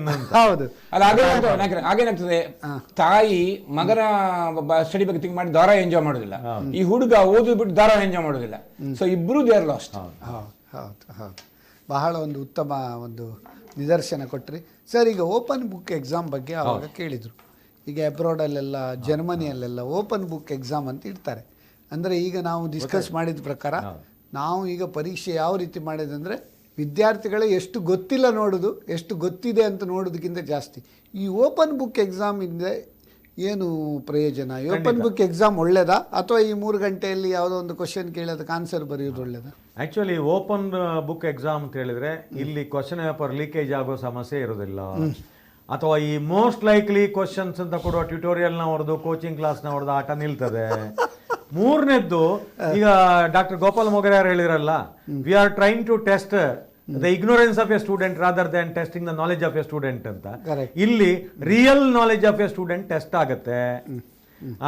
ಆಮೇಲೆ ಪ್ರಶ್ನೆ ಹೇಗಿರುತ್ತೆ ಅಂತ ಹೇಳಿದ್ರೆ, ಪುಸ್ತಕದಲ್ಲಿ ಉತ್ತರ ಸಿಗದ ಪ್ರಶ್ನೆ ಇರುತ್ತೆ ಅಂತ ಹೇಳಿದ್ರೆ, ಈ ಮಗು ಸರಿಯಾಗಿ ಅರ್ಥ ಮಾಡಿಕೊಂಡು you should look beyond the curriculum, look beyond the 4 walls. ಇವತ್ತೀಗ ಕೋವಿಡ್ ಪಾಂಡೆಮಿಕ್ ಅಲ್ಲಿ ಹೇಳ್ತೇವೆ ನಾವು, ನಾನು ನಾರ್ಮಲ್ ಹೇಳ್ತೇನೆ, 1/3 ಆನ್ಲೈನ್ ಲರ್ನಿಂಗ್, ನಮ್ಗೆ ಇಷ್ಟ ಉಂಟೋ ಕಷ್ಟ ಉಂಟೋ ನಷ್ಟ ಉಂಟೋ 1/3 ಬೇಕು. 1/3 ಫಿಸಿಕಲ್ ಲರ್ನಿಂಗ್ ಆಗಬೇಕು, ಅಂದರೆ ಕ್ಲಾಸ್ ರೂಮ್ ಅಲ್ಲಿ ಲರ್ನಿಂಗ್, ನಮ್ಮ ಕನ್ವೆನ್ಷನ್ ಲರ್ನಿಂಗ್ ಬೇಕೇ ಬೇಕು. ಈಗ ಉದಾಹರಣೆಗೆ ಸಾಫ್ಟ್ ಸ್ಕಿಲ್ಸ್ ಟ್ರೈನಿಂಗ್ ಕೊಡಬೇಕಾದ್ರೆ ಆನ್ಲೈನ್ ಅಲ್ಲಿ ಆಗೋದಿಲ್ಲ, ಬಿಕಾಸ್ 5 ಡಬ್ಲಿಗೆ ಉತ್ತರ ಸಿಗುತ್ತೆ. What, why, where, when, who Google ಅಲ್ಲಿ ಸಿಗುತ್ತೆ. ಆದ್ರೆ ಹೌ ಅಂತ ಹೇಳುವಾಗ, how to do it, how to convert theory into practice Google ಅಲ್ಲಿ ಕಷ್ಟ ಆಗುತ್ತೆ. ಆಗ ಅಲ್ಲಿ ಫಿಸಿಕಲ್ ಇದು ಬೇಕಾಗುತ್ತೆ, ಕನ್ವೆನ್ಷನಲ್ ಕ್ಲಾಸ್ ರೂಮ್ 1/3. ಇನ್ನೊಂದು 1/3 ಎಕ್ಸ್ಪೀರಿಯನ್ಷಿಯಲ್ ಲರ್ನಿಂಗ್ ಪ್ರಾಸೆಸ್ ಹೇಳ್ತೇವೆ ನಾವು, ಕಣ್ಣಾರೆ ಕಂಡ್ರು ಪರಾಂಬರಿಸಿ ನೋಡು ಅಂತ, practical lab, learning by doing, ಹೌದು, ಹ್ಯಾಂಡ್ಸ್ ಆನ್ ಎಕ್ಸ್ಪೀರಿಯನ್ಸ್. ಹೀಗೆ 3 ಇದರಲ್ಲಿ ಇದು ಹೋಗುತ್ತೆ. ಇದಕ್ಕೆ ನಮ್ಮ ನಾನು ಒಂದು ಪಾಯಿಂಟ್ ಹೇಳ್ತಾ ಆಡ್ ಮಾಡ್ತೇನೆ, ಅದು ಬಹಳ ಸಿಮಿಲಾರಿಟಿ. ಈಗ ಓಪನ್ ಬುಕ್ ಎಕ್ಸಾಮಿನೇಷನ್ ಅಂತ ಹೇಳಿದ್ರೆ, ಒಂದು ಅಡಿಗೆ ಮಾಡ್ಬೇಕು, ಸಾಂಬಾರ್ ಮಾಡ್ಬೇಕು, ಅದಕ್ಕೆ ಬೇಕಾದ ಇಂಗ್ರೀಡಿಯೆಂಟ್ಸ್ ತಂದಿರ್ತಾರೆ, ಆ ಹುಡುಗ ಅದನ್ನು ಯೂಸ್ ಮಾಡಿ ಸಾಂಬಾರ್ ಮಾಡ್ಬೇಕು. ಅಡಿಗೆ ಪುಸ್ತಕ ನೋಡಿ ಅಡಿಗೆ ಆಗೋದಿಲ್ಲ, ರೆಸಿಪಿ ಬುಕ್ ಆಗಲಿಕ್ಕೆ. ಸೊ ಅದು ಯಾಕಂದ್ರೆ ಓಪನ್ ಬುಕ್ ಅಲ್ಲಿ ಆನ್ಸರ್ ಇರುವುದಿಲ್ಲ, ಬಟ್ ಪೂರಕವಾದ ವಿಷಯಗಳಿರ್ತದೆ. ಅದಕ್ಕೋಸ್ಕರ ಅವನು memorise, the whole idea of this open book came because boy need not memorise the equations. ಒಂದು 10 ಇಕ್ವೇಷನ್ಸ್ ಬೇಕು, ಬಟ್ ಆ ಇಕ್ವೇಷನ್ ಓಪನ್ ಇದೆ, ಅದನ್ನು ಹೇಗೆ ಯೂಸ್ ಮಾಡಿ ಅದನ್ನು ಡಿರೈವ್ ಮಾಡಿ ಅದನ್ನು ಫೈನಲ್ ಆನ್ಸರ್. ಅದಕ್ಕೆ ನೋಡಿ ಸುಭಾಷಿತಕಾರ ಬಹಳ ಚೆನ್ನಾಗಿ ವರ್ಣನೆ ಮಾಡಿದ್ದಾರೆ, ಯಾವ ರೀತಿ ಮನುಷ್ಯ ಸ್ಟಡಿ ಮಾಡಬೇಕಂತ.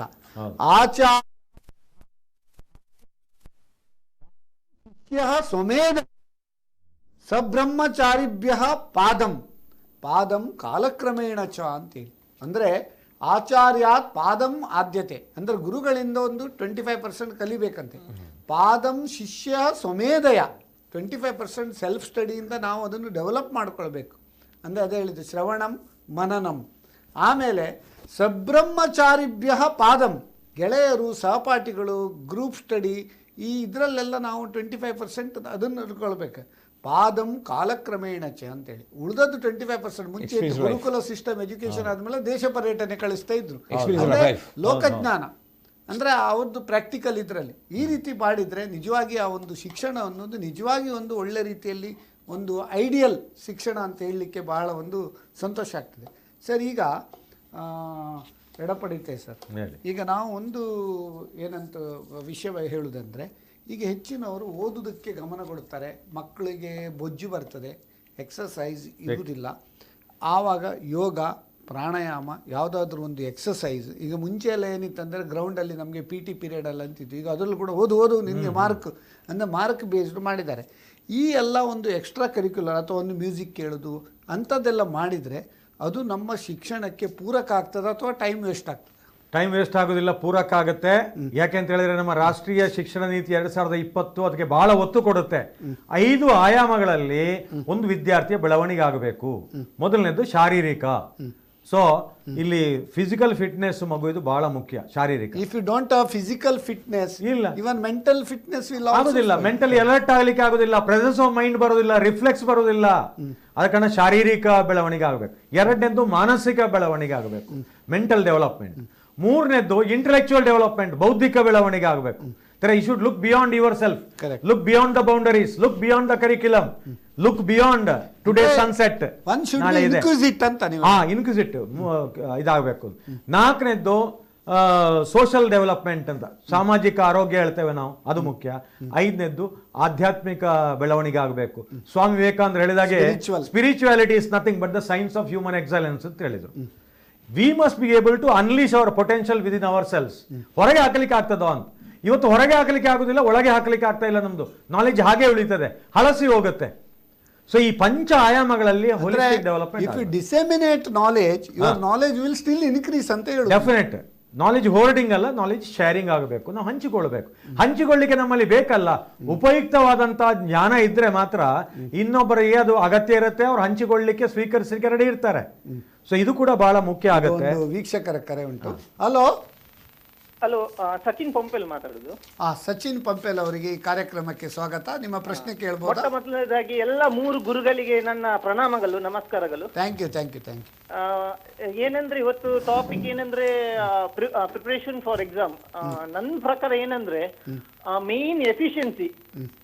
ಒಬ್ಬ ಕಲಿಯುವುದ್ರಲ್ಲಿ ಎಫಿಷಿಯಂಟ್ ಆಗಿ ಹೇಗಿರ್ತಾನೆ ಅಂತ ಅವನು ಏನ್ ಮಾಡ್ಬೇಕಂದ್ರೆ ಅವನೇ ಅಳವಡಿಸ್ಕೊಳ್ಬೇಕು. ನಾನು 1 ಗಂಟೆ ಇಷ್ಟು ಓದ್ತೇನೆ ಅಂತ. ಆದ್ರೆ ಅವನು 1 ಗಂಟೆ ತಗೊಳ್ಬಾರ್ದು.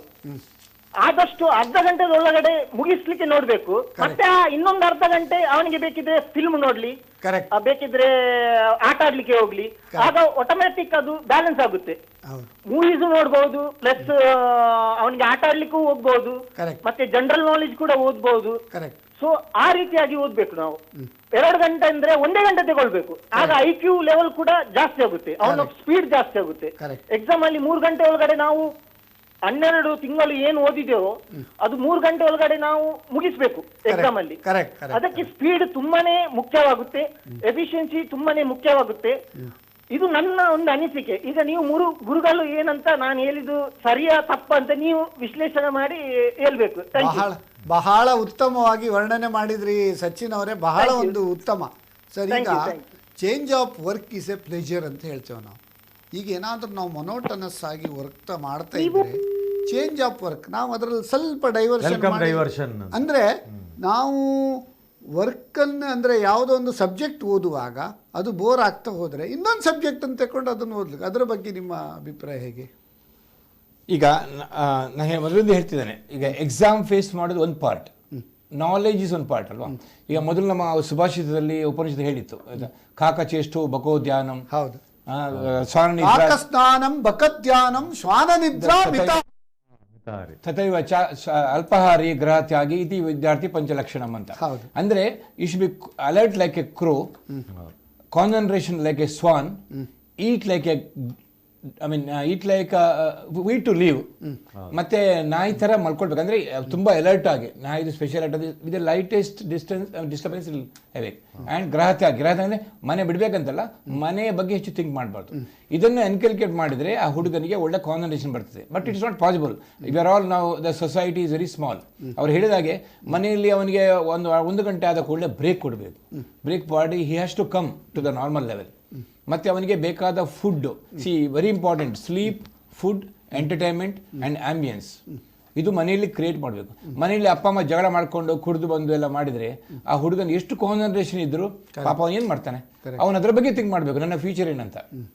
ಸೊ ಅಂತ ಒಂದು ಆಂಬಿಯನ್ಸ್ ನಾವು ಕ್ರಿಯೇಟ್ ಮಾಡಬೇಕು. ಬಹಳ ಕಷ್ಟ ಇದೆ. ಈಗ ಒಂದು ಕಂಬೈನ್ಡ್ ಫ್ಯಾಮಿಲಿ ಇದ್ರೆ ಆದಷ್ಟು ಪೇರೆಂಟ್ಗಳು ಆ ಕ್ರೂಷಿಯಲ್ ಟೈಮಲ್ಲಿ 10th ಸ್ಟ್ಯಾಂಡರ್ಡ್ 11th ಸ್ಟ್ಯಾಂಡರ್ಡ್ ಟೈಮಲ್ಲಿ ಮಕ್ಕಳಿಗೋಸ್ಕರ ಜೀವನ ಮಾಡಬೇಕು.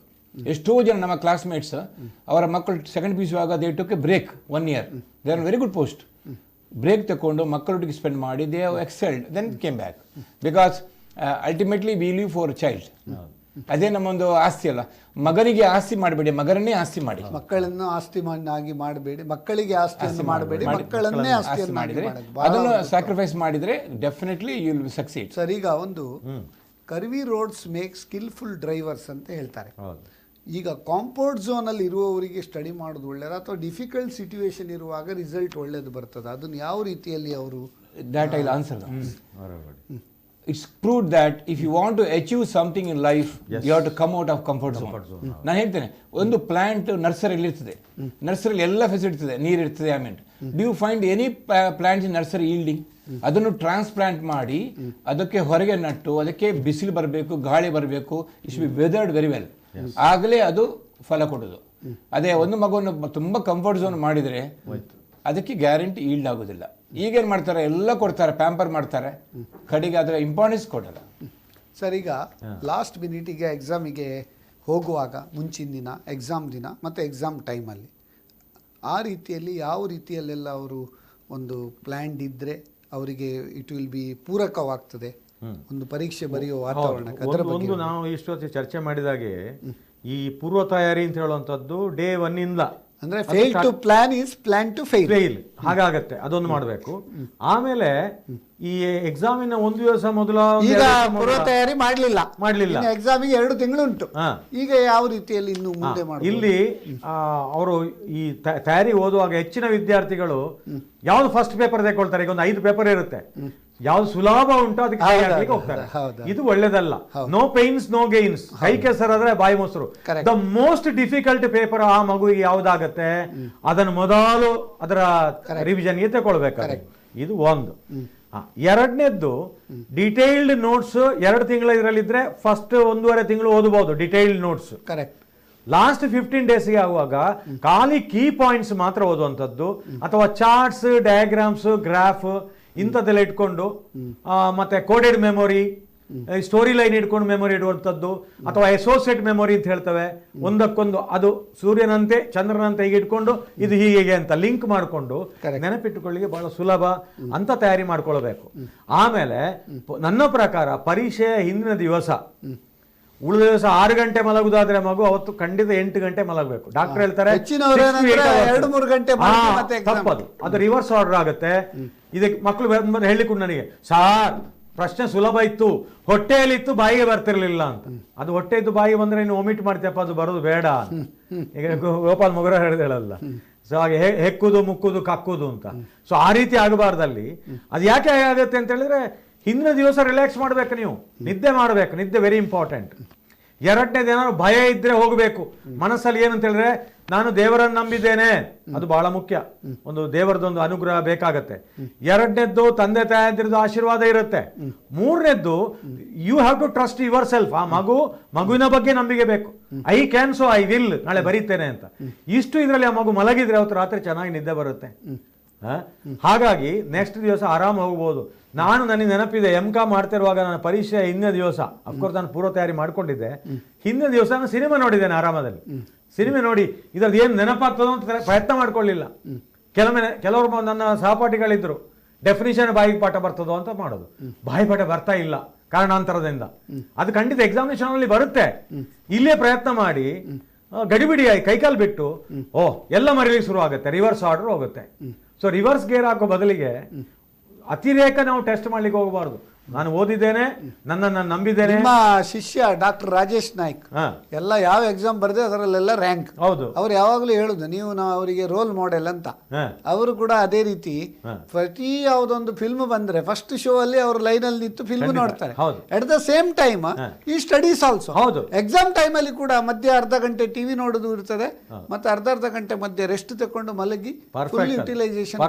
ಆ ರೀತಿ ಮಾಡಬೇಕು. ಡೈವರ್ಷನ್ಸ್ ಅನ್ನು ಪಾಸಿಟಿವ್ ಆಗಿ. ಉದಾಹರಣೆಗೆ ಓದ್ತಾ ಇರುವಾಗ ಗಲಾಟೆ ಆಗುತ್ತೆ, ಡಿಸ್ಟ್ರಾಕ್ಷನ್ ಸಿಕ್ಕಾಪಟ್ಟೆ ಹೊರಗಡೆ ಉಂಟು, ಮನೇಲಿ ಕೂತಿದ್ದಾರೆ, ಮನೇಲಿ ಯಾರೋ ಜಗಳ ಮಾಡ್ತಾ ಇದ್ದಾರೆ. ಸೊ ಈ ಮಗು ಏನ್ ಮಾಡಬೇಕು, ಎಮಿಡ್ಸ್ಟ್ ಮೆನಿ ಡಿಸ್ಟ್ರಾಕ್ಷನ್ಸ್ ಒಂದು ಡಿಸ್ಟ್ರಾಕ್ಷನ್ಸ್ ಹೋಗ್ಬೇಕು. ಅದೇನು ಲೈಟ್ ಮ್ಯೂಸಿಕ್ ಏನೋ ಇಟ್ಕೊಂಡು ಹತ್ತಿರದಲ್ಲಿ ಅದನ್ನ ಲೈಟ್ ಕೇಳ್ತಾ ಓದಬಹುದು. ಆಗ ಉಳಿದದೆಲ್ಲ ಮರಿಲಿಕ್ಕೆ ಆಗತ್ತೆ. ನಾನು ಓದುವಾಗ ವಿಷ್ಣು ಸಹಸ್ರನಾಮ ಇಟ್ಟುಕೊಂಡು ಅದನ್ನು ಕೇಳ್ತಾ ಓದ್ತಾ ಇದ್ದೆ. ಭೂತದ ಕೋಲ ಆಗ್ತಿತ್ತು, ಅಲ್ಲಿ ಚೆಂಡೆ ಯಕ್ಷಗಾನ ಆಗ್ತಿತ್ತು. ನನಗೆ ಅದರಲ್ಲಿ ಡಿಸ್ಟ್ರಾಕ್ಷನ್ ಆಗ್ತಿರ್ಲಿಲ್ಲ.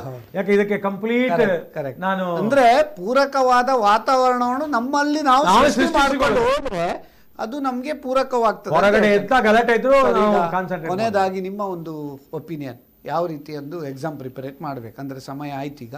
ಒಂದು ಕೊನೆಯದಾಗಿ ನಾನು ಹೇಳಿದಾಗ ಹುಡುಗರಿಗೆ ಇದರ ಇಂಪಾರ್ಟೆನ್ಸ್ ಗೊತ್ತಾಗಬೇಕು. Parents should judge the boy. ಅವನ ಮೇಲೆ ಹೆಚ್ಚು ಪ್ರೆಷರ್ ಹಾಕಬಾರ್ದು. ಅವನ ಲಿಮಿಟೇಷನ್ಸ್ ನೋಡಬೇಕು. ಮನೆಯಲ್ಲಿ ಒಳ್ಳೆ ಆಂಬಿಯನ್ಸ್ ಮಾಡಬೇಕು. ಮತ್ತೆ ಆ parents should talk to the teacher, ನನ್ನ ಮಗ ಹೇಗೆ ಮಾಡಿದ್ದಾನಂತ. ಹ್ಯಾಂಡ್ ರೈಟಿಂಗ್ ಚೆನ್ನಾಗಿರ್ಬೇಕು, ರಿವಿಷನ್ ಮಾಡಿಸ್ಬೇಕು, ಟೆನ್ಷನ್ ಬರೆಸಬಾರ್ದು. ಅಂಡ್ ಎಕ್ಸಾಮ್ ಹಿಂದಿನ ದಿವಸ ಅವನಿಗೆ ಒಳ್ಳೆ ಹೈಲೈಟ್ಸ್ ನೋಡ್ಬೇಕು. ಆವಾಗ ಹೊಸತು ನಾನು ಎಲ್ಲ ಪೇರೆಂಟ್ಸ್ಗೆ ಇವತ್ತೇ ಒಂದು ಹೇಳೋದು, ಒಂದು ಮೂವಿ ಇದೆ ಕರಾಟೆ ಕಿಡ್ ಅಂತ. ಆ ಪಿಕ್ಚರ್ ನೋಡಿ, 1.5 ಗಂಟೆ ಪಿಕ್ಚರ್. ಕರಾಟೆ ಕಿಡ್ ಅಂತ. ಆ ಕರಾಟೆ ಮಾಸ್ಟರ್ ಅವನ ಹುಡುಗನ ಹೇಗೆ ತಯಾರು ಮಾಡ್ತಾ ಅಂತ. He doesn't teach him skills, he teach him how to concentrate. ಆ ಮಕ್ಕಳನ್ನು ಹೇಗೆ ಕಾನ್ಸಂಟ್ರೇಷನ್ ಬೇಕಂತ ಪೇರೆಂಟ್ಸ್ ಮಾಡಿದ್ರೆ that boy will learn his own. ಅವ್ರಿಗೆ ಹೇಳಿಕೊಡ್ಬೇಕಂತಲಿಲ್ಲ. ಅಂದ್ರೆ ಅದೇ ಹೇಳಿದ್ ನಾವು, ಶ್ರವಣಂ ಮನನಂ ನಿಧಿಧ್ಯಾಸನಂ ಆದ್ರೆ ಮತ್ತೆ ಸಾಕ್ಷಾತ್ಕಾರಂ ಆಟೋಮೆಟಿಕ್ ಆಗ್ತಾ ಅಂತ ಹೇಳ್ತಾ ಈಗ ಒಂದು ಈ ಕೊನೆಯ ಮುಕ್ತಾಯದ ಸಮಯ ಬಂದಿದೆ. ನಮ್ಮ ರಿಚರ್ಡ್ ಲಿವಿಂಗ್ಸ್ಟನ್ ಹೇಳ್ತಾರೆ ಏನಂತಾರೆ, ಯಾವ ರೀತಿ ಸ್ಟಡಿ ಮಾಡಬೇಕಂತೇಳಿ. Everybody seems to know XYZ of everything, but nobody knows ABC of anything. ಅದು ಬಹಳ ಒಂದು ಈಗಿನ ಒಂದು ವಿಪರ್ಯಾಸ ಅಂತ ಹೇಳ್ತೇವೆ.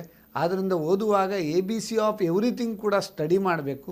Jack of all master of ನನ್ ಅಂತಿತ್ತು ಮುಂಚೆ, ಈಗಿನ ಅದನ್ನು ನಾವು ಚೇಂಜ್ ಮಾಡಿ Jack of all at least master of one ಅಂತ ಆಗಬೇಕು.